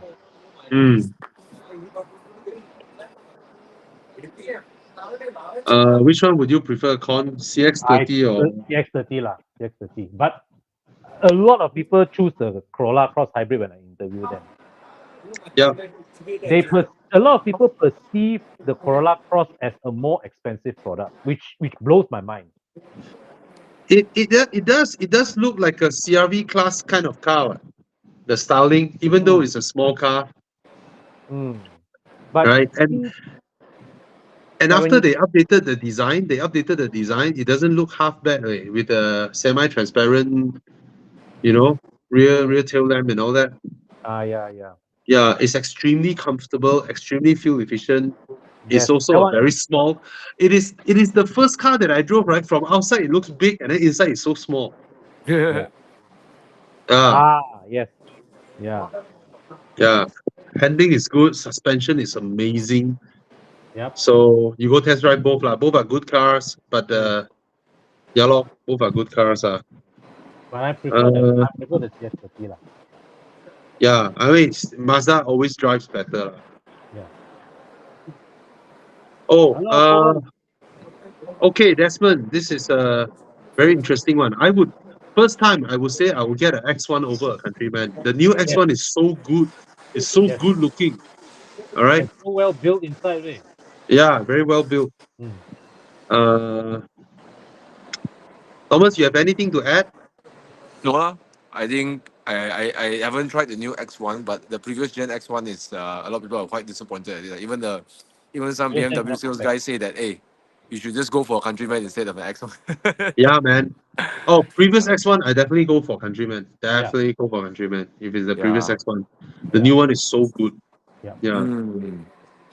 Uh, The new one, okay. right? It's like I said in it. My conclusion was, wow! For the first time, BMW put effort in an X1. Ah. Yeah. Okay, this Okay. question for Thomas. Recently, a friend of mine who is a A45S owner test drive M2 and said it's crazy and comfortable. The new M2 was it a new M2? New Hmm. M2. Oh yeah, I drove past one that day. Oh my god, it's like, wow! I cannot get over the looks. No, I like the looks. I take it back. It's BMW's look Me should be too. offensive lah. It should offend people. Oh, Me but too. it looks I, like I like it now. Because these cars are driven by hooligans, right? So the cars need to be look a bit like a hooligan lah, right? I I know that. hated it. I hated it. I still think your M2 was prettier, Yes. Yes. but I no longer hate the looks of this after Yeah. seeing it on the road. Yes. I no longer hate it. Yes. Okay. Yeah. My thoughts on the new M2. I think it's more dynamic. You probably enjoy the car a little bit more, being a rear-wheel drive setup sports car. I think the longevity of your enjoyment of the car is longer than the A45S. Yes. A45S is a more more crazy powertrain. The M235 cannot. The M2 cannot fight lah. But when it comes to longevity, the enjoyment, you can track it, you can daily it. It's rear-wheel drive. Rear-wheel drive cars are more dynamic in a sense. You can do more options around the corner, in the corners, mid corner. You have so much options versus just all-wheel drive. So There's yeah, more that's my things to thought. learn. Yeah, rear-wheel drive, right? You over time when you own the car, you will learn more and more and more things, and then you get to explore its handling. Whereas an A45, the first month, you would have done everything the car can do. Yes. Yeah. Yeah. But realistically, if you want to say speed, whether it's going up Genting or whatever, you take two same skilled drivers, you put them in the A45S. Is a lot faster. Not even a joke. Yeah. Oh yes. Yeah. Okay. Cool. All I like right. the look lah. Good lah. Good lah. The look. Yeah. Yeah, lor, I no longer hate it. Yeah. And black is the best color. Black is the best color for this car. No, you know that day I saw one in what color or not? Pink, you know. Oh, I was Wow. like, wow, did this come out from? I mean, the impression I saw was like, wow, this came out from straight from the clay model. But seriously, even for 500,000, right? You put it next to a Cayman, right? I'm Oh, very yeah. tempted for this next to a Cayman. Yeah. I mean, this will turn. This has more presence than a Cayman, like easily. Yeah. Easily. All right. yeah. Okay. I will get this over a Cayman also. Yeah. Yeah. Okay. What's next? A quick one. This one, Chris Lim say Camry or CX5 or CX8, he planned to keep it for long. Now, if you plan to keep the car for long, always go with a Toyota or a Lexus. Always. Yeah. A Toyota or a Lexus. Okay. Yeah. Hopcat Ohio 2007 CRV or Lexus. Of course. Lexus. Yeah. Bro, you go test drive the Lexus. Golf, right? Then you don't want to go back to the CRV anymore. Right? Yeah. Okay. Uh, Wow, you like hybrid, huh? mm, Yeah. mm. RX 350. Yeah, I will go RX. I will go with the Lexus. Yeah. But It's 350. I really hate that nose though. It's a personal opinion. Okay, I don't like the. There's this monkey with that big nose. Which monkey? Baboon, chimpanzee. I don't know, man. I just cannot get over that nose on the Lexus RX. Mm. It's I don't know, man. It's a big nose. Uh, okay. Yeah, a proboscis monkey. Yeah, Chiang strikes again. yeah. Okay, Jim Lacey, what's the car you would recommend for a fresh grad? Um, I have I've had this theory. Okay. I mean, obviously it's gonna be get a cheap car or get a used Volvo because fresh grads will crash their cars, and things like that. But it also depends. Are you a fresh grad where your parents are not rich? That means you are all on your own, or you are a fresh grad where your parents, you probably stay in a landed house in somewhere in PJ or Shah Alam, and your parents have one Mercedes here and one Velfire next to it. I mean, not exactly multi-millionaire, but very well off. And then they want to buy you a car, let's say a Myvi, and then they say it's only 50, 60 grand. Let's pay cash for it, pay off the car, and let you drive the car to work. You're a fresh grad and all that. If your parents is that type, then try and convince your parents to buy a sports car, Mm. a Z4, or a SLK or whatnot. And then you do your work, you go to office. Yeah, you may be okay. No need, no need. Okay, I'm all by my own. I'm kind of have to Okay. build my empire by my own. Then get a cheap used car. Yep. Get a Suzuki Swift. Okay, get a Suzuki Swift or a Swift Sport. Mm. Is there a Swift Sport, Chia? It's a Get normal Swift. get Is there a something. is there a Suzuki Swift Sport? 20 over thousand, I think can get a Suzuki Swift Sport, right? 20, 30,000. Get a Of Suzuki course. Swift Sport. Mm. It's still a four-door car, very easy to maintain, very easy to buy. Can get a lot Swift Sport. Of course, Swift Jim, it will help if you Sport. can share what's your budget like, and you can further refine your choices. No, lah, I mean, he say he's a fresh grad, right? He wants a cheap car that can use, daily, blah, blah. Wow, this one modded like gila, wait. Don't lah, No don't lah. lah. This one the sport seat, everything. Okay, get a Swift Sport. Why? Because uh you can join car enthusiasts for weekend drives and go road trips, and you expand your circle. As a Mm. fresh grad, the worst thing you can do is always hang around fresh grads. Yep. Okay, with your bunch of fresh grad friends, everybody talking about topics like, oh, my boss is a piece of shit, I get promoted, let's go karaoke, and all that kind of nonsense. Okay, you get an enthusiast car, like something like this, then you come and join the car community, and then slowly you will notice you expand your circle of friends. You have 35-year-old friends, 40-year-old friends, and then you talk to people like this, and you really expand your network. You will feel very, very different from your friends within a very short period of time. Okay. Yep. Yeah, join So our weekend drives, and I honestly tell you, the purpose is not, oh, I want to be a boy racer. No, you're right. Find something where you can join and expand your circle, and it helps you in the long run, whether it's job opportunity or whatnot. yeah, It's yeah. you are Okay. the average of the 5 closest people you always hang out with. Remember that. Yeah. Mm. Mm, Oh, best advice ever gotten. I completely agree with Bobby. And you're right. Mm. yeah. Because Mm. through your passion, you genuinely connect with people. Some people they buy cars just to meet people, but if you really like cars, you end up having genuine conversations, Mm. having fun with people. Yeah. Then you've won friendships like that. Yeah, Yeah. So yeah. So it is also important that whilst you keep it within what you can afford, do buy a car that you like. Yeah, Yeah. that's true. Then you can feel that genuine enthusiasm for it. Yeah. Yeah. I will go for a sweet spot. No, when I Mm. was I graduated, I Mm. was thinking to buy a a TX5. And I take monorail to work every day lah. Then just leave my TX5 alone. But then they tell me this car's a lot of problems. I say okay, okay. Yeah. Yeah. Okay, good All luck, right. Tim. Okay, Mm. next.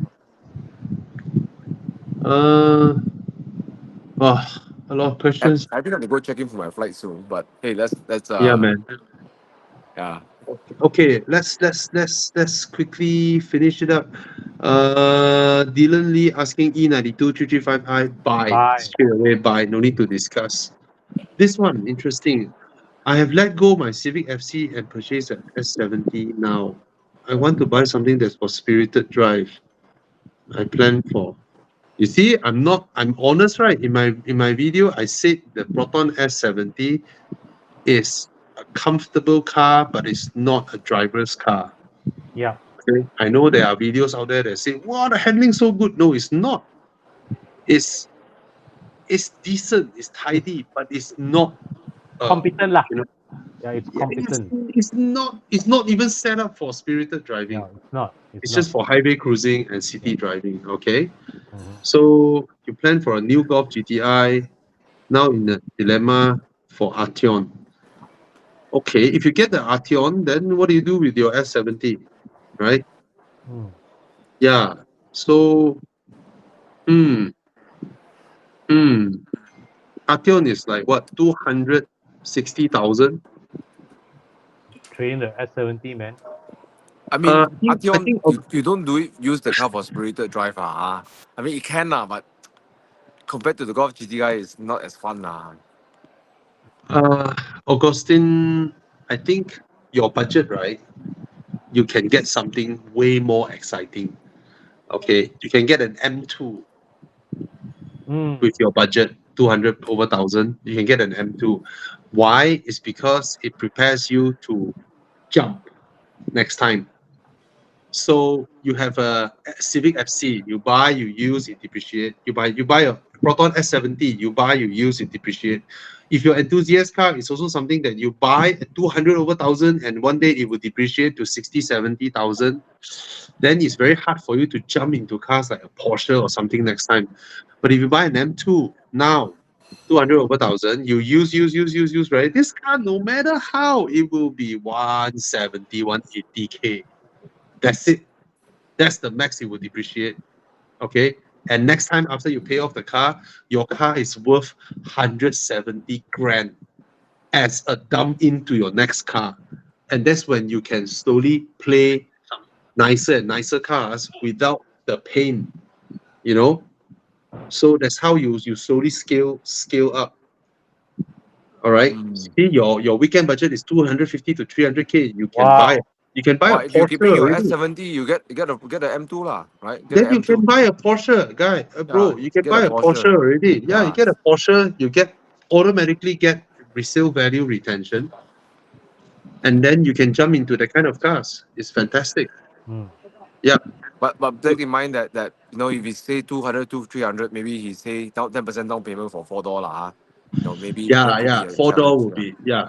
But if you go through a dealer, the dealer sometimes can play magic for you, lah. So Ah, yes. Never. okay. Big So beauty of it. remember this: whenever your budget can go up to 200 plus, right? Try and get something that won't depreciate in 7, 8 years until something that is 60, 70K. Then you Yeah. are always stuck with BMWs, Volkswagens, and all that. You're always stuck with this kind of car. But sometimes you want to go there, right? You want to play something more interesting, right? Plan a little bit, Yeah. sometimes held on a little bit, and then the resale retention of that car helps you jump into some Yeah. other things.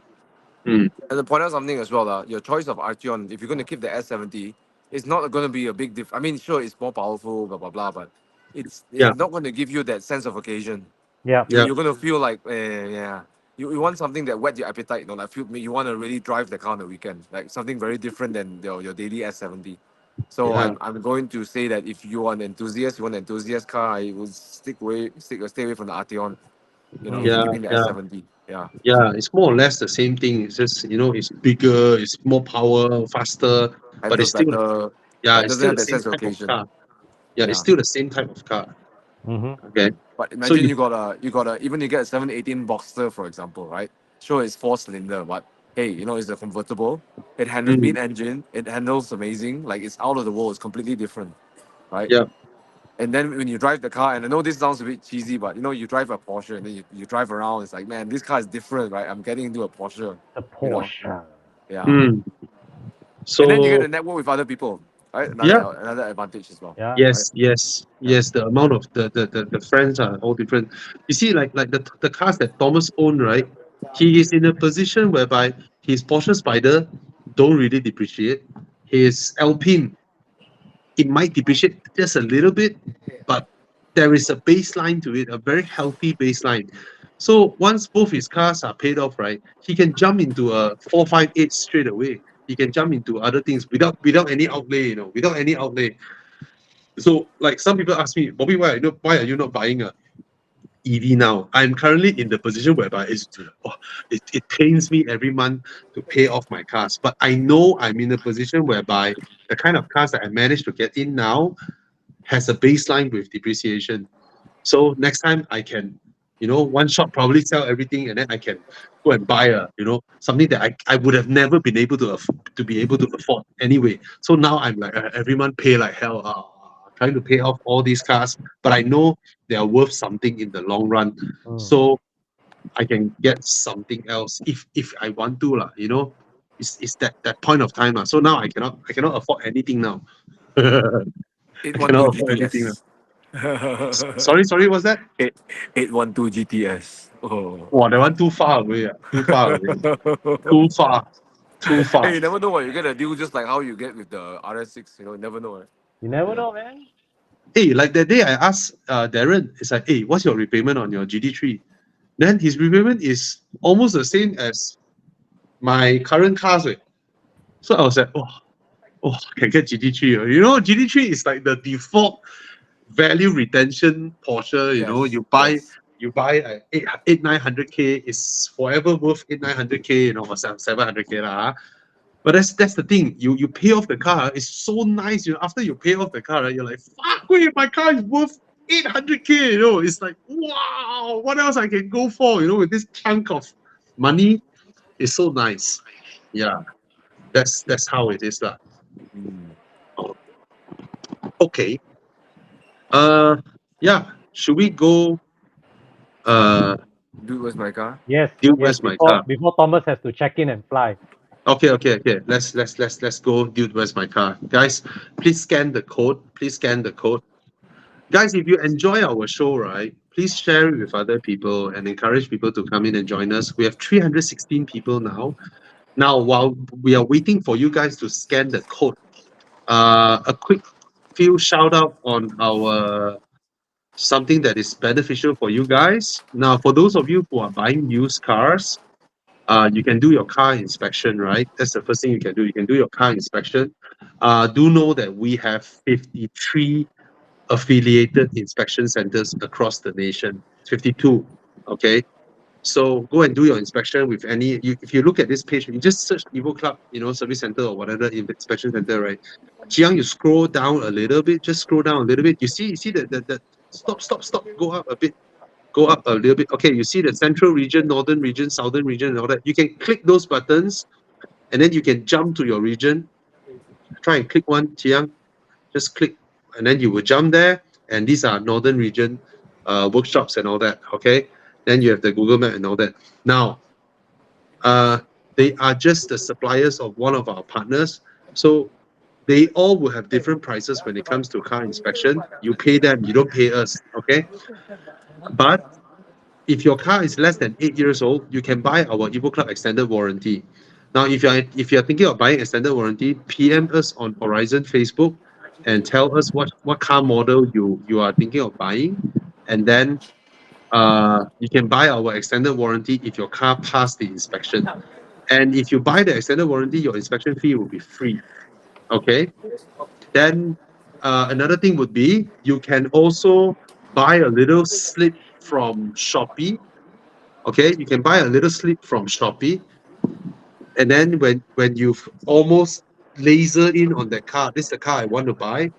Tell the guy you wanna see the health of the engine. So you buy this little piece of paper from Shopee, 125 ringgit, and then you take a drop of engine oil.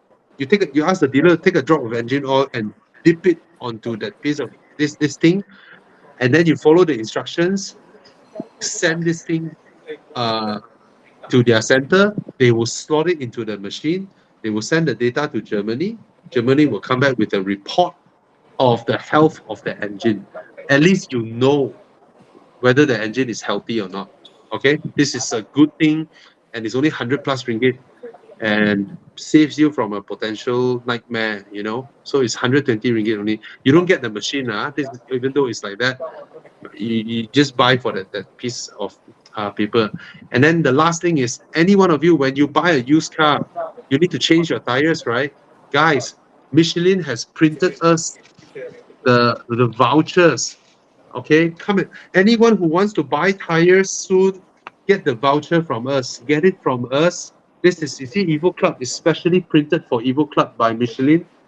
All right, get the vouchers from us. The best thing is that you do not need to declare to the tire shop at Tire Plus that you are using the voucher. You don't need to declare. All right. And if you're buying Michelin, you might as well buy from Tire Plus anyway, because it's the only place where you get 6 month road hazard warranty. That means your tires are brand new, you go out, you hit a pothole, boom, and then they will replace it free for you. Only Tire Plus does that. That's the first thing. So when you shop between different Tire Plus, you check the prices and all that, right? Once you got, okay, this guy offered me the best deal, then you go and fix your tires, everything. When you are paying for your tire, whip out your voucher, it's 200 ringgit off. Why not? Okay, so get it from us, join our weekend drives, and come over, and then we'll pass you the voucher. All right, no, see, there's no bad deal here. Okay. Okay, just a quick one. The guy was asking, should I get a facelifted M340i or the pre-facelift? I will get the pre-facelift. We'll definitely get the pre-facelift. Yeah, 100%. yeah, I get the Looks so much pre-facelift. better. Yeah, man, way more handsome. Okay, another thing, guys, every one of you, please do us a favor now. Please post one picture of your car on IG or on Facebook now, and just hashtag I love my ride. Okay, all the tagging and all that. I mean, you can do it later, lah. But please do us a favor. Okay, this is from the Insurance Association of Malaysia. They trust us to spread this message out. Okay, to get people to post a picture of their cars. Just post a picture of your car and hashtag I love my ride. All right, and that would do us a big, big, big favor. Okay. Multi pin. Yes, even if it's XM2, you get to use the 200 ringgit voucher. Okay. But it must be 17 Yes. inch, right? And above? No, no need. Any Michelin. Oh, wow. Okay. Yeah, Wow. any Michelin. So, more Yeah. big thing, come to a weekend drive. Come and find us at Genting or Jinsui Yeah, Temple. man. Just stay tuned to our weekend drives. Chiang will post Mm. where we're going usually. Wow, Alright. speaking of Michelin tires, right? Today is first day of school. I went to see my daughter. We got a transporter to pick up my daughter. Elderly couple, right? Drives an Avanza. Then I look, wow, Michelin PS3. Oh, that's okay. I know I got the right transporter already. Oyo. Wow. Quick one, Boyak say any recommendation on detailing shop? Go and see Con Evo Club Car Wash. Okay. Thank you. Yeah. Yeah. Okay. So Round one. Let's go.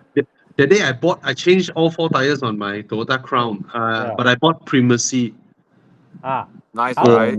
It's so nice, Yeah. It is so Yeah. nice. Especially during I the like rain. Primacy. I just don't have a car that will suit the Primacy. Yeah. Especially when it's raining. Mm, Wow, I cut through water like wow. I love it. I love yeah. it. I'm so happy. I want hey, Con, Yep. where's the cheapest, fastest place to respray a car? I don't need to be the prettiest. I just want cheap and fast. Cheap and fast. Kenzone, lor. Oh, Hmm. okay. I want to Palazzo. repaint my Toyota Crown. Hmm. Yeah, Oh, lor. Yeah, lor. Anyway, let's Yeah. start round one. We have 70 people, 71 people. Thank you so much, guys. Please post a picture of your car. Please help us if you appreciate what we're doing. Right? Doesn't cost you anything, saves you so much money, so much great advice. Post a picture of your car. Hashtag I love my ride. Please. All 288 of you. Please. Okay? What car is this? E. Wait, no. What the hell is that? It's definitely a Japanese car. I see a Nardi steering Look, wheel. looks Nissan. It's a Japanese car. Mazda, Yeah. Mazda, Mazda. Hey, Or but a it's got the Subaru. scoop, scoop. Got the scoop one. Got a hood scoop. It's a Subaru. Oh, Boxster engine. Subaru. Subaru. Oh. Ayo. GC8. Okay. Okay. Uyo. WRX. All right. It looks quirky. I like that.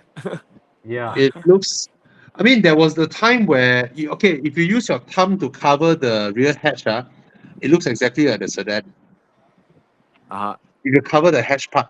Yeah. Yeah. So there was a time where it's a popular thing for car makers to do it. Subaru lah, and then Saab lah was doing this. You know, they retain the entire sedan profile so that they don't need to change much of the stamping and all that.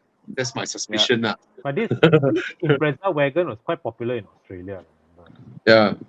Okay, what's next? Okay, what's the next car?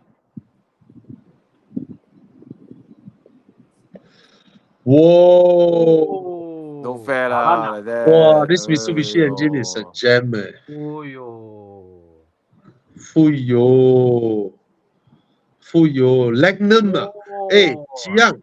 Lagnum goes against Legacy lah. Unfair Apa fight, ni? eh. Auto. Unfair this one fight is lah. auto. This one is auto.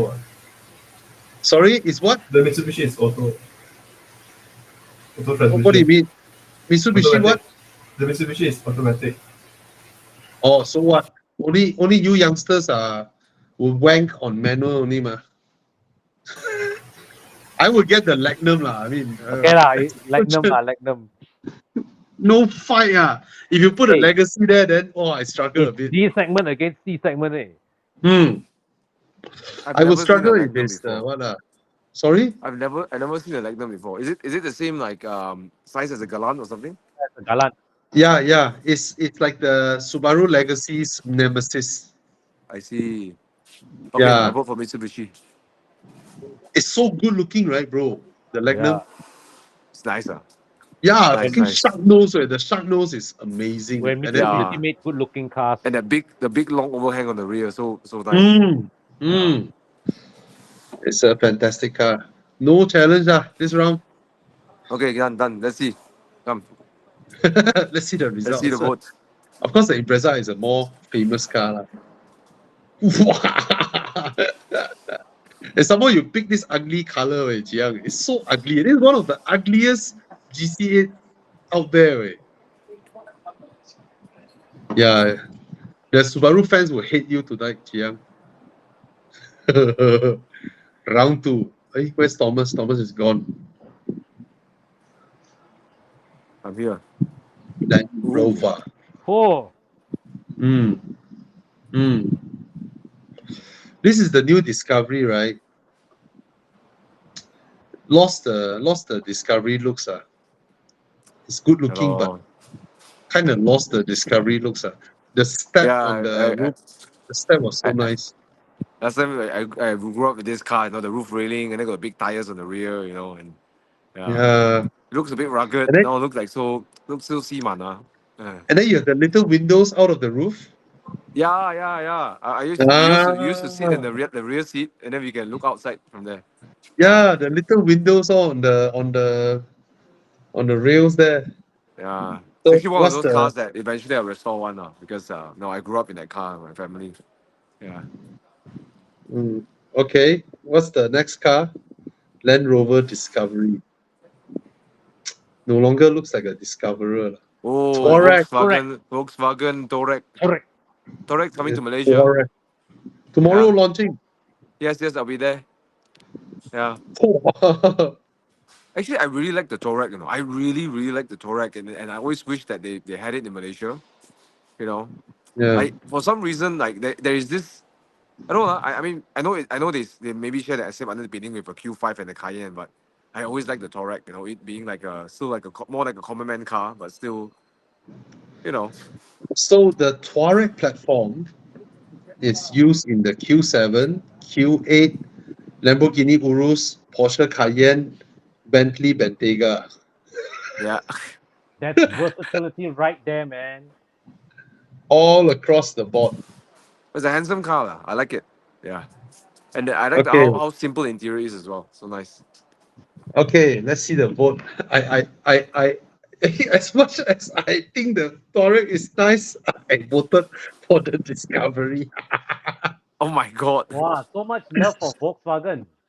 Yeah, I love I don't know, Land Rover to me is more Atosh.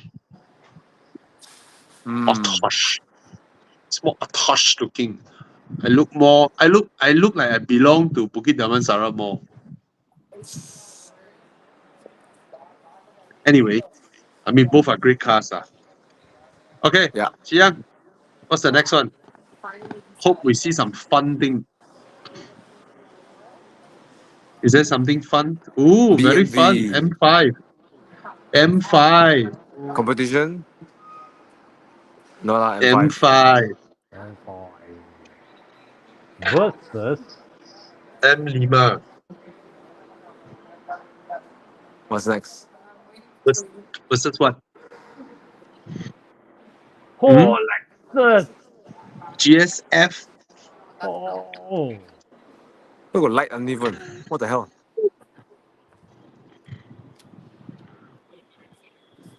Ew.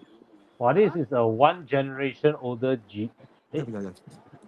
There's no more GS. Lexus stopped producing the GS. Yeah, I voted already. I voted for the car that I don't like. Which is But I genuinely would buy that one over the other one. Yep, I know what you mean. Yeah. So, Thomas, would you go for V8 NA? Or V8 twin turbo. Yeah, I will go for the M5. yeah. I've driven the M5, especially the pre-facelift one. Ding, ding, The dang, competition dang. is nicer to drive than the normal one. I hope so. Significantly. I hope so. I think it should be. I mean, I've driven both. Competition is the suspension. I feel it's more sorted lah. But sometimes you drive it fast, right? You feel a bit Audi-ish. Because the Yeah. all-wheel drive. But with the kind of power, right? You have to tune the car to be safe Yes. to drive lah. Let's be Yes. honest. Yeah. You know, you have to be, more understeer bias, and it's a lot of power. That car is brutal. Yep. German ponies, when German horsepower, they say they really tipu you. Crazy. I voted for the slower, uglier car solely because of the engine. Yeah. Okay, what's the vote? What's like? Come on, let's see the votes. I think it will be a landslide M5 over the GSF lah. But if I drive a GSF out, You will the turn more amount heads. of people that will surround my car versus the M5 where nobody cares. Oh, you will turn more heads for sure. You get more. Yeah. You get more kukujiao lah. Yeah, For attract sure. more dicks. Yeah. So the thing is, right, four-door sedans are inherently used every day and would be used for the most boring of stuffs. So having an NA V8 that I can entertain myself at 5 kmh or 0 kmh is way more fun. See, the thing is, I daily a 4-liter V8 twin turbo. I know how boring it is to daily a 4-liter V8 twin turbo. You pay the road tax, right? Every day you use it like a Camry. And then sometimes in traffic jam, right, it's like, how I wish I have a you know, nice sounding car. I put it to neutral and then all you get is yeah. So that's why I voted for the GSF. GSF. Yeah, because it's a 4-door sedan. Mm. Yeah. Yeah. What's next? Okay, what's next? Wow, imagine Thomas play Dude, Where's My Car? And then he missed his flight. No lah, won't lah. Still got a lot Okay, of time. that's a Porsche. Porsche Manual, what? right? It's a Targa. 911, 911. 911 991 Targa. Yep. 991.1 Targa. Yep. Oh, sweet. Beautiful car. Beautiful. Thomas, David say, if you miss your plane, dude, where's my plane?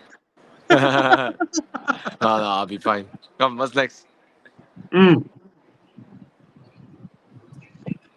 Hui. Oh, Oh, hey, different price point, right? Yo.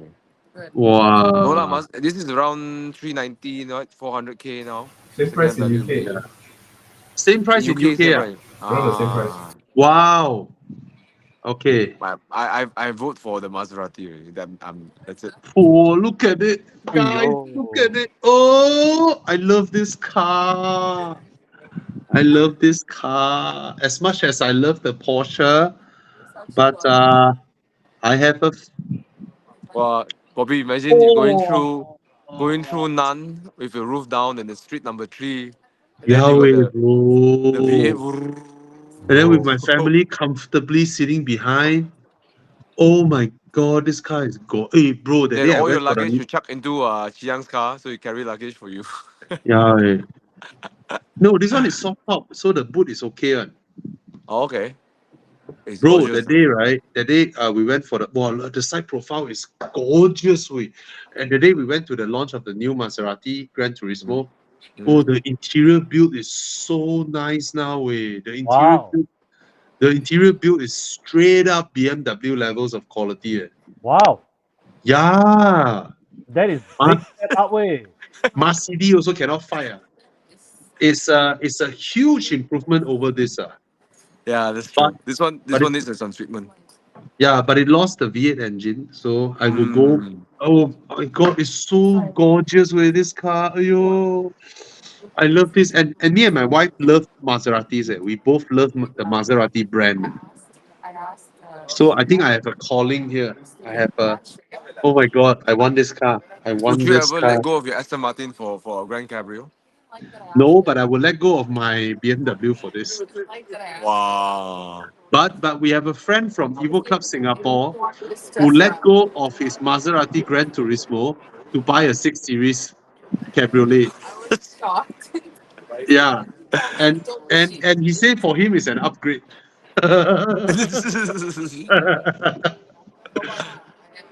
Because he said the 6 Series is just so much more usable daily. You know, the Gran Turismo will be, you know, you don't know what it will do this today. And then morning is okay, afternoon is not, this kind of thing. Italian shit. Normally. Ma. But oh my God, the car is so gorgeous. It's and the rear seats, I can sit comfortably in the rear seats. Yeah. The packaging of this car is amazing. Mazda should learn packaging from Maserati.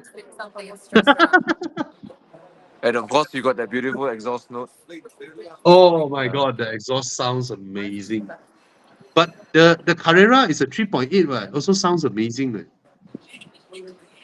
No, I mean, okay, like symphony level, like musical level, you Yeah. cannot beat the Maserati. It's musical. Yeah, cannot. The Porsche cannot beat. sounds great. It sounds like a sports car, and it's like there's crowd screaming and shouting, and then Yeah, it's nice, right? But when but it it's comes no to Maserati. the depth of it, the depth of the music, Mm. cannot fight the Italian. Yeah, man. 458, right? Even all the way back to the Busso times, right? It's music, you know. I think even 458 don't sound as good as the Maserati. No way. Maserati is way nicer. Oh Yeah. my god, it's such a gorgeous car. You know, Okay. they did I don't know whether it's true or not lah, but I heard that they did a test on whether humans get more aroused by Maserati or or 458. No, they Oh, did a kind of. test. They did a test on women. So the test was it's a real test, huh? So the test they say that when women feel aroused, right, there is a certain enzyme that they excrete on their saliva. Okay, there is a certain enzyme that was excreted on a woman's saliva when they feel aroused. So they let the woman hear the sound of a Volkswagen diesel Polo. Okay, and then they measure the level of that enzyme, and then they test it on a woman listening to a Maserati revving, and the excretion of the enzyme was was present So when they hear con- the sound of a Maserati engine. so So it's conclusion, if you want to get lucky, you get a Maserati. no, so it's true that women can hear your money from the exhaust of your car.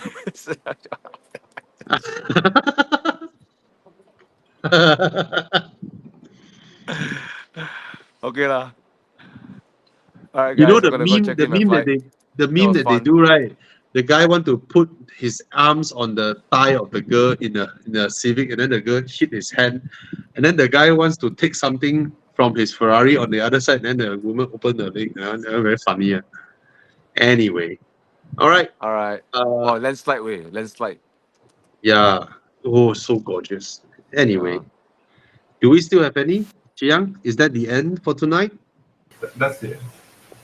All That's right. it. Thank you so much. And yeah, I did this Ramadan poster while doing the live show. See, I'm What such a AI good can do. I'm such a good designer. So for those gonna puasa tomorrow, we wish you salam Ramadan. Have a blessed Ramadan. And and this is very personal for me. I wish uh Ramadan for those in Gaza as well. Do you guys know what happened a few days ago? I tell you, Con, What happened? this is straight up evil. Oh my. The Israeli army, right, dropped a bunch of leaflets in Gaza with the Ramadan well wish and say, Happy Ramadan. Please help those who are hungry. Do you know the whole Gaza now, all 2 million people are facing famine? They have no food and all Aiyo. that. Israeli is blocking all the aid. They don't get food and all that, right? Everybody is hungry. There are children who died of hunger, and they still drop that kind of leaflet to them. Is straight up evil. It's straight up evil. Aiyo. It's sad. It's sad. Anyway, I don't know how to feel. I mean, you're going into your Bulan Ramadan, you know, your Raya and all that, and Holiest, then holiest month. yeah. Sorry for bringing this up. You know, at a sad ending, Yeah, but yeah. I've been following this and I don't know, man. Anyway, wish everybody a good night, and we're blessed. We're blessed. We're in Malaysia. Yeah. You know, we are Yeah. blessed. Thomas, have a safe flight. Thomas, have a safe Safe flight. flight, Thanks, Thomas. bro. Mm. Yeah, Got let's it. take a moment to pray for Palestine. Yeah. All right, and continue the boycotts, please. Cheers. Take care, everybody. Good night. Good night, guys. Night. Good night. Good night.